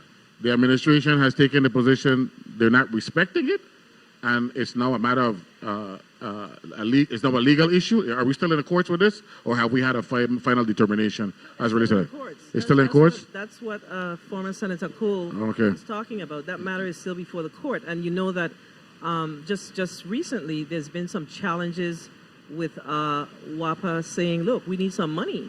And we're like, look, you guys need some money, but we've passed legislation for exactly what you're saying, the leadership, the makeup of the board, etc. And now you're coming to us. You have not implemented these things. They're actually in support of the governor's position when it comes to that particular legislation. So we have to also, well, our job is to ensure, you know, public safety, and what's necessary for our community, we also have to take a position on these types of matters. And we have taken one. And that's my position, that, look, if we're going to work together, then we're going to work together in earnest. We can't work together in convenience. Rocky, you want to ask a final question? Because we got like 3 minutes left with the senator. I want to go back to just federal funds. And I know its cost of living is high and the salaries and all of that. All of that is fine. But let's be real. We know that we have to do this. And we know that it's not going to happen today alone. It's going to be for years. We have to hire these people, put them in a year contract, and have them train some of our people so that in the future now we'll have people ready to do this job. That's what you call an investment. We have to make that investment. That's vision. Whatever it takes. That's vision. Yeah. Yeah. And getting back to now with the leadership, I understand what the Madam President is saying, but I know she's trying to be nice. She's trying to be nice about it, but respectful. Yeah, respectful. But Rocky, we can speak to it, and so can she. Having been in the chair, yes. Right? A lot of people think it's easy looking externally. That's right. Into the chambers, and then when I had an incident like that with former Governor Snyder. Yeah. And then you come into the legislature, and you hit the first thing you say, "Wow, yes, it's a lot former of work." Governor Snyder took up that grant. He didn't send it to the legislature. He signed it up, sent it back up. Without a doubt. So we ended up writing back to Congress, tell them, look, this didn't come to us. That's right. So they come right back around. That's right. So you have to do what you have to do. And Madam Chairwoman, because I keep forgetting your transition back. It's a pleasure to have you here this morning. We appreciate you. The Senate President has joined us as well. Senator Bolkes is here. What we're gonna do is we're gonna wrap up. We're going to wrap up our radio version, but we're going to stream for another segment afterwards so we could get them to put something on the record, so to speak. This is Generation Gone. Question for you, Madam Chair, that we asked Mr. Woods. Eternally optimistic about the Virgin Islands and our future? Eternally optimistic about the Virgin Islands and our future? Oh, absolutely. I have to be optimistic about the future of the Virgin Islands. I believe that we have good leaders here. And it's important for us to work together. I don't know that our optimism could come to fruition absent of collaboration. I am big on collaboration. I believe that if we put our collective heads together to address the issues that we are facing, I see that there's an opportunity for us to turn the corner. We have billions of dollars in federal funds, and we also have Epstein dollars. And I believe that we have a unique opportunity. We have a unique opportunity to turn the corner and be better for all the funds that has come to this territory. It's a blessing, and we have to make sure that we make good of that blessing. So absolutely, I'm optimistic. You answer that question with respect to conviction when you bring up the Epstein money just now. So I got to give you credit for that. Thank you very much for joining us. What we're going to do, right, we want to thank the Delhi Deck, right, for the radio portion of this show, for making our first remote Analyze This. And I want to personally thank both of you, young men from St. Thomas and St. John, the capital, right, for making this happen. And I'm going to let the public know, none of this will happen if we don't have a great staff at WTJX. Excellent. Right? They put in the work, the preparation is comprehensive. They make this work. So thank you very much for joining us on radio this morning.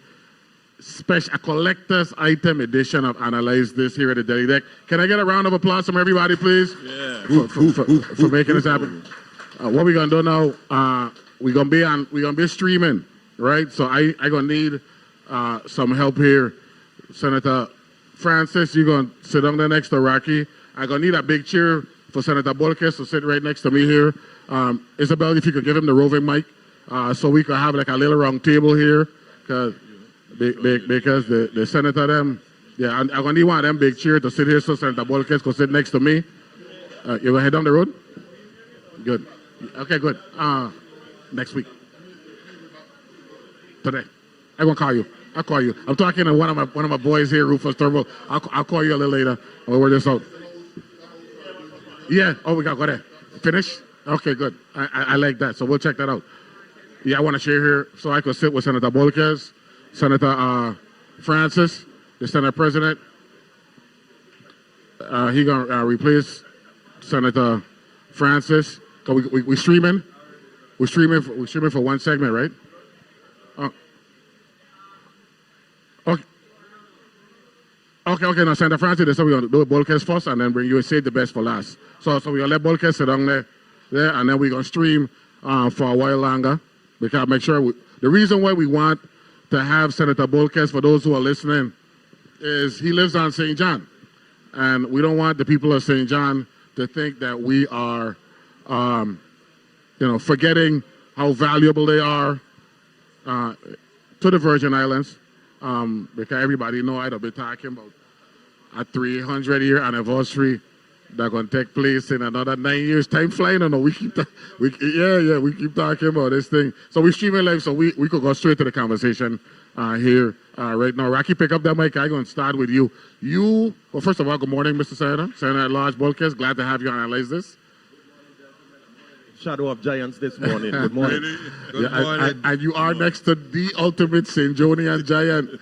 16 years as a senator. Rocky, he's still a rookie, right? Technically, his first 2 years comes up in July or August. Somewhere around there, right? July, right? Good morning. Glad to have you here, man. Thank you. Okay, good. Rocky, go right ahead. I go yield to you, man. Deal with it. Deal with it, Jonian. Well, let's hear his take on last night. To begin with, what's your take on the governor's presentation? I believe that the governor's presentation was honest. He started out listing out all of the issues and the problems that we're faced with in the economy and even in operations of the government of the Virgin Islands. He touched on, the collections process, the procurement process by creating that super PMO, sort of streamlining procurement.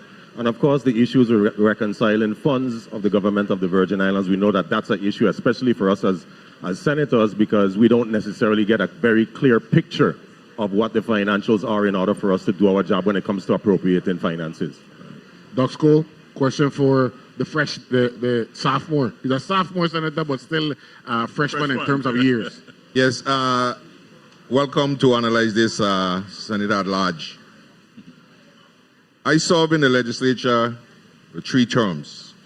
I worked in the legislature with some of the big guys, the great Earl Beatley, Ruby Rose, Hector St. Throne, John Bell. I'm talking about the big dog them. Your large senator, my friend right here, Rocky. One of the things that when I look at you and what you have done and what you have brought, the ability to stand on an issue when you believe that that issue is in the best interest of not only St. John, but the Virgin Islands. That issue with the land transfer in St. John. Speak to the fact that you developed, I could use the word cojones. You just did. To stand up and said, listen, we need this. And the children of St. John and the people of St. John need this. We understand the history and the historical thing with the national park, but your ability to stand. And that's how I deal, because when I have a stand, I go down and my stand, up or down. Speak to that issue. That's how you handle it. Yes, sir, and I know I'm speaking to the choir, because you gentlemen also have stood firm in anything that you believed, and I believed, along with my colleagues, that this transfer was in the best interest, is in the best interest of the people of St. John when it comes to the education of our children, and even doubling down as a hurricane shelter, something that we do not necessarily have on the island of St. John. So it really opens up a lot of opportunities for our young people and the adults of our community. So I stood on it with the help of my colleagues, and we believe that it's going to be beneficial in the long run for the future of the Virgin Islands and St. John. The governor spoke about this last night in terms of monies, right? Some monies that have now been identified, significant monies for the project on St. John? It's, yes, $133 million already for that build-out. Okay, and that's Sprout, or that's the new school? That would be the new school. The new school will be a new Julia Sprout school? Yes. That's what it will be? And it will go to 12th grade? So, repeat, I'm sorry. How is that manifesting itself? Right now, we have the Julia Sprout School on St. John that goes to 8th or 9th grade, I believe. The new school will do what? everything at Julius Sproul will now go to the new school? It's going to be a K to 12. K so to we'll 12. be having four additional grades. Okay. And now the overarching next thing to do, if I can say it that way, is what are we going to do with the Julius E. Sproul School property? Thank you very much. And I think that that's something my colleagues and I, along with collaboration with the governor's office, need to figure out. We need to look at the infrastructure needs of the island of St. John. While the governor spoke about a number of things, I don't believe he necessarily tapped into much of the issues that St. John actually is facing right now. We have the police station, which needs to be retrofitted. FEMA money is already appropriated for that. We were supposed to go into the old Chase Manhattan Bank building, but now I understand that there's a lease there for an art studio, which I'm not against that, but I'm just saying the priorities have to be met in that situation. The fire station needs to be rebuilt out as well. Monies are appropriated for that. Human services building as well. So there's a lot of issues, road infrastructure. I'm not saying that the governor had not mentioned in his speech that he will take more focus or have more focus on the island of St. John, but I would have liked to hear some of the things that he wanted to accomplish within a certain timeline. Before we excuse, because we didn't legislate that, right? Excuse the current at-large Senator Rocky, I'm going to yield to you. Any advice you want to give the at-large senator as someone who not only represents St. John, but is a territorial senator? Because that is it. It's a conditional at-large, yes, where the condition is you reside on St. John, but you get votes from outside the territory. 2 minutes left, Rocky. Well, first of all, let me say that I agree with Dux that you handled the issue well. It's a controversial issue. It is. It's been a controversial one, but when you're in that large senator, you get a lot of controversial issues. You are at times, one district will be mad with you versus the other district. No other senator in the body does that, and that's why, Neville, you and I have this discussion about everybody running at large. I agree. Yeah, everybody running at large because there's no way you could hide. Level the playing field? Yeah, you can't hide. You can't hide. So you want to play field level? That's right, the playing field be right. Rocky, we voted for that, and Governor Turnbull vetoed it, and we couldn't get an override. Right. It happened already. That's how strong we stand on it. I would like to, way after the fact, congratulate Governor Charles Turnbull for vetoing that. You see that? But I want to say, Senator Bolkes, your job requires knowing the islands.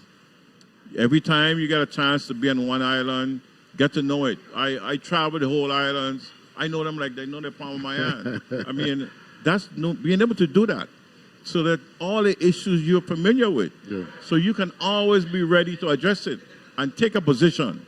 Yes. Don't be out there voting, not voting anything. Yeah. Take a position. Yeah. Wrong or right. I like that. Stand with it. Final words for the large senator, Mr. Well, Bolkes. if anybody goes back, with Crucian roots. Bolkes is Crucian. That's one. if anybody goes back and checks the scripts, they will see that I've never abstained from any vote. Good. I've only voted yes or no. That's good. So that's my answer to that, my honorable colleague, former colleague. But I will say that I do understand a lot of the issues that take place throughout the Virgin Islands. I traverse these Virgin Islands and have been doing so for the past decade, knowing that I wanted to prepare myself to be where I am today with God's grace and the vote of the people of the Virgin Islands. So I definitely do my research. I talk to my constituents, and I do my best to be available for them at any given moment in time. I want to thank One you last thing, very much. Yeah, go ahead, One last thing to tell him. When you're that large senator, you must take care of home first. Because home is a place that nails you. I mean, you're not always that good in your home because you have to deal with every other island. So you must always do that. Excellent advice. Once you take care of home, you got to go. Excellent advice. Agreed. As the Bible says, a man is not a prophet in his home. Yeah. That's right. Thank you very much, Senator, for joining us this morning. That's Senator Angel Bolkes Jr., right? Yes, sir. Out of St. John. He's the last senator. We're going to now bring in our Senate President, Neville Francis, to wrap up this online segment. And thank you for having me, gentlemen. Have a good day. Of course. Thank you very much. And we appreciate that. We're here at the deli deck here over in Haven site. Special edition of Analyze This, our last interview.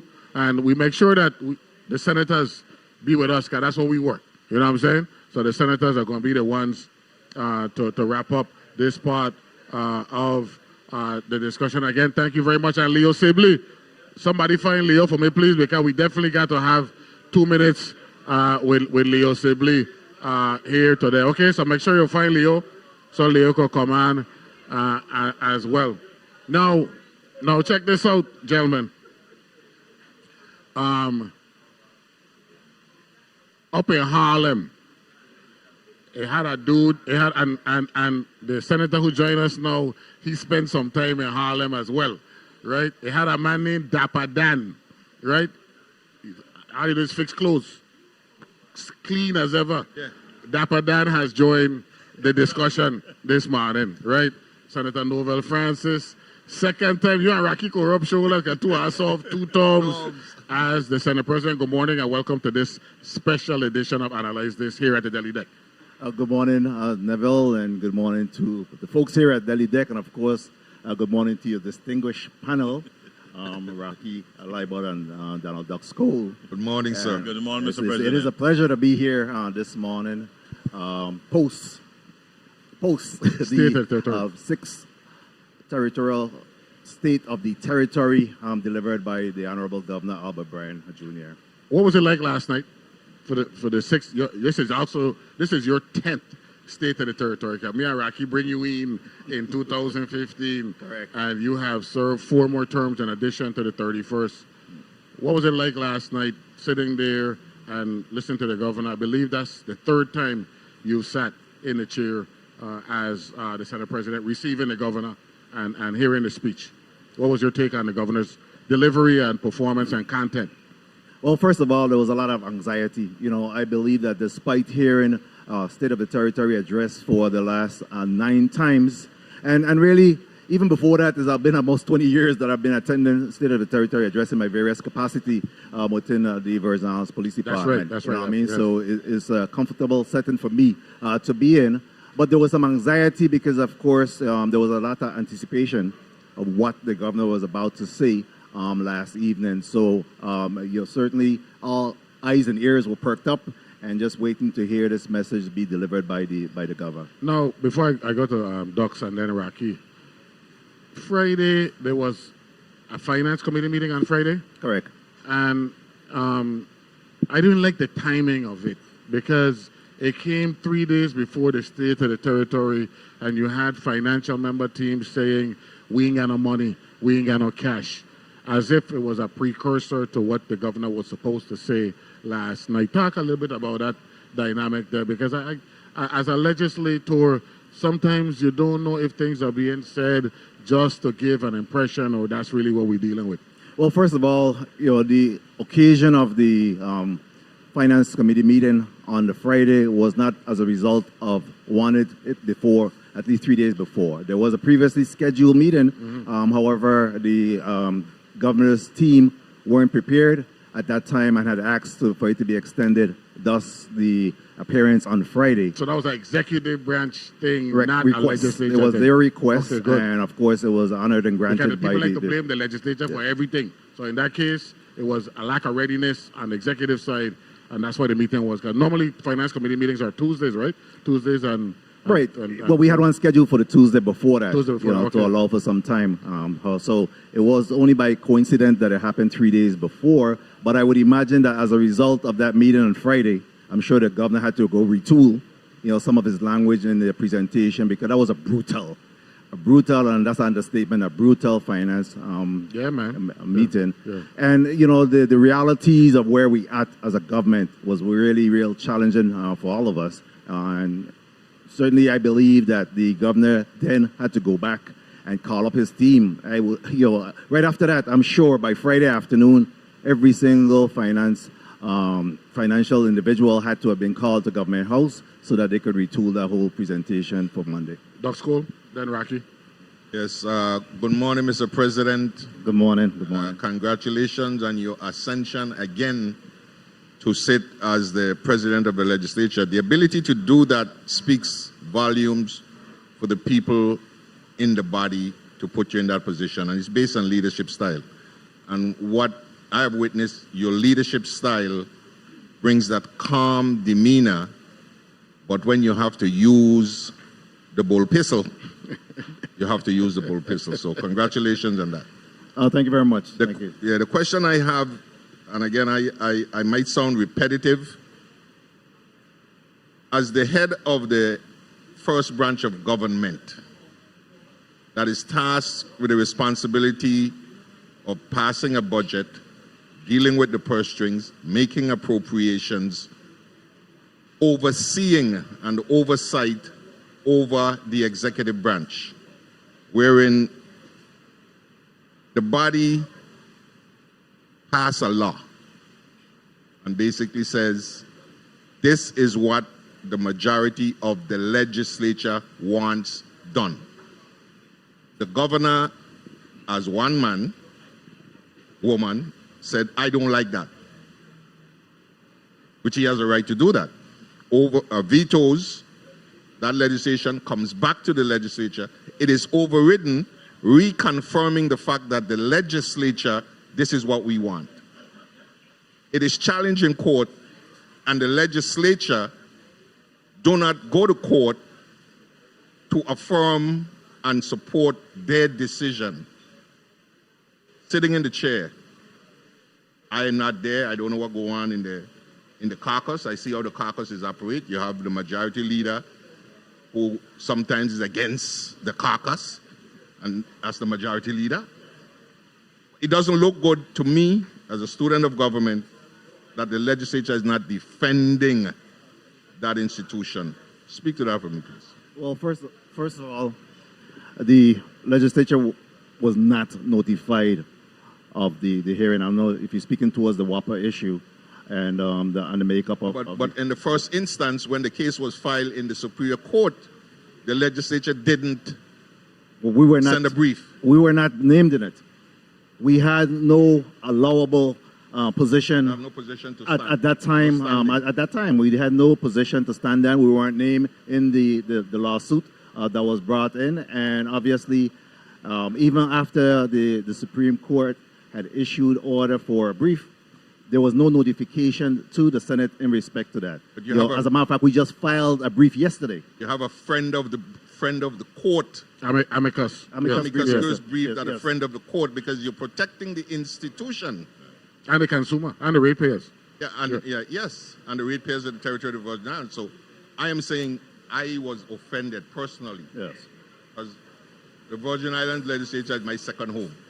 I was offended. Well, we met as a caucus in respect to it, and we had much discussion in regards to that matter. And we were told at the time, based on legal advice and legal counsel, is that we weren't named in the matter, and that until such time as we given an opportunity and a window to be able to weigh in. I mean, we did our public rounds in respect to it, and we certainly took the position because we moved the legislation and continued to do what's necessary in terms of overriding the governor's veto and everything else. You know what I mean? So we have since taken a position on this. We filed an amicus brief as of yesterday, and we'll see how this pan out. Rocky, but we intend to follow this through to the final end. Absolutely. Rocky, we short on time, but I have made a promise.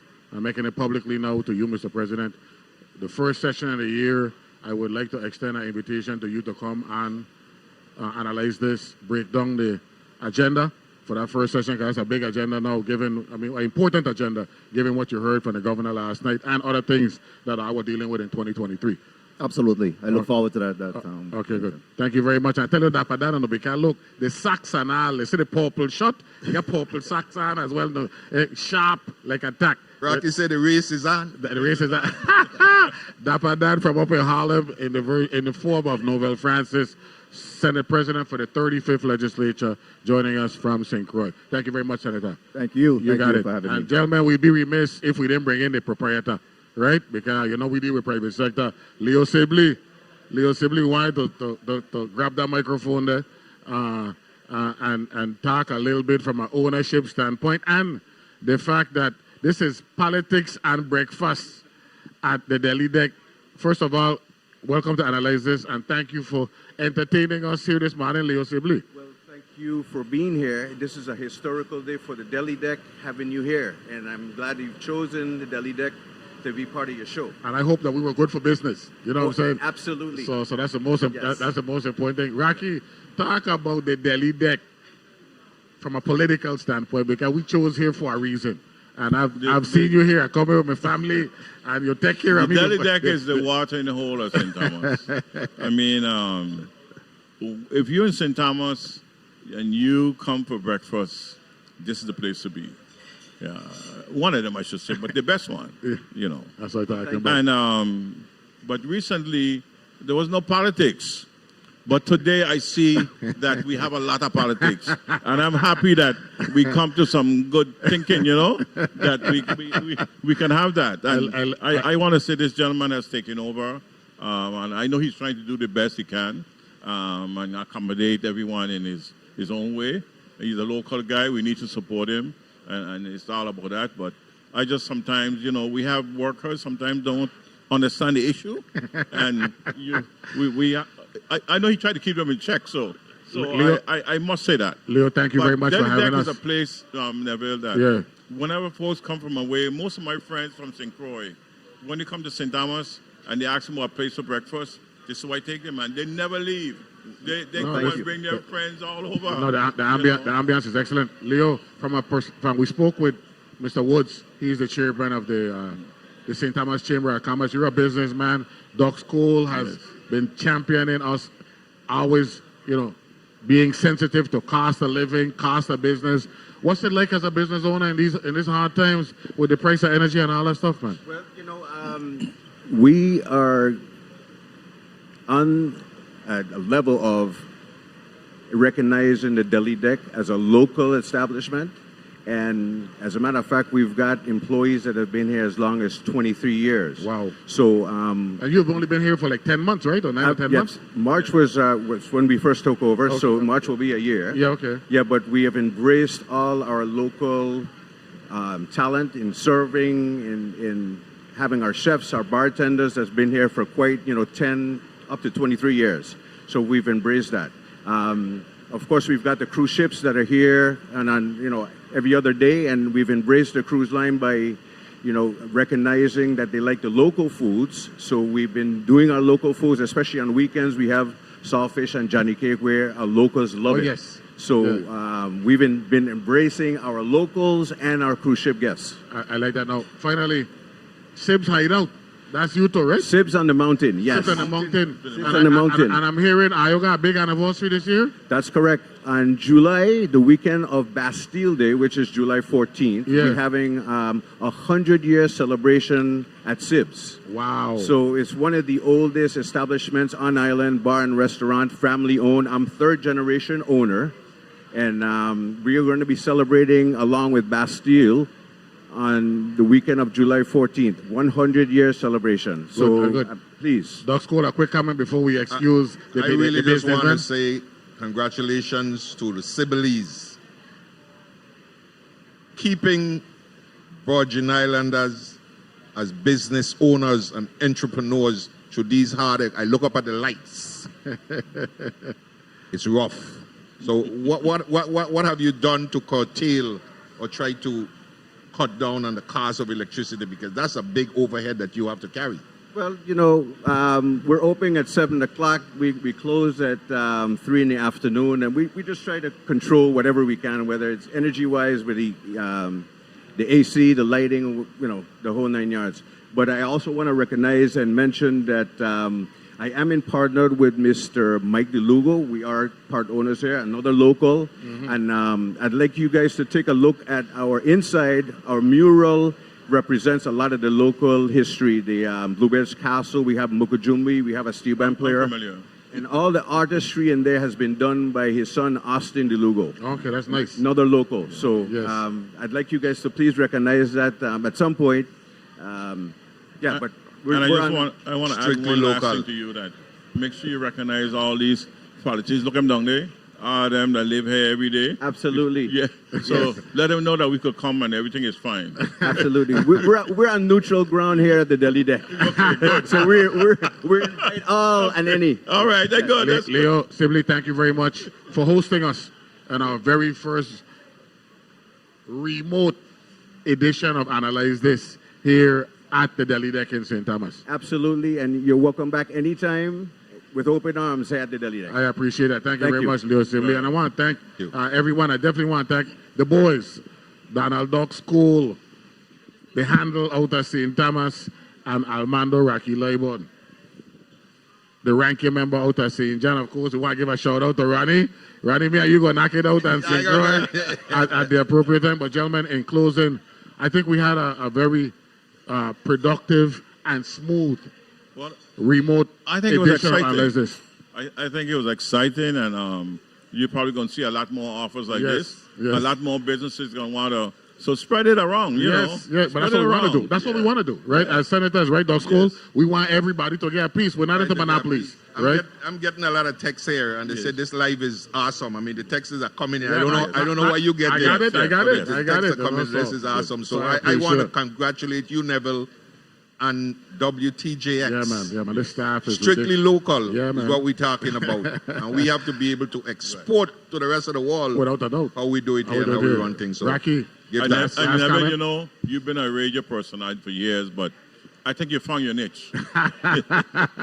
Well, you know, by any niche, you look like who you look like. But you look like the Honorable Doc. But you notice, right? You notice that that legislature has prepared a lot of us to get out here and speak. A lot of people can't deal with public speaking. I don't know that. I have no knowledge of that. I think you've had a radio show, and I think you've been on the radio too. I had a radio show. So in the past, you've done your thing. So, but yo, thank you very much for joining me this morning. I'm making it a success, man. I appreciate both of you. And I definitely want to once again give a shout out to the WTJX crew, the leadership.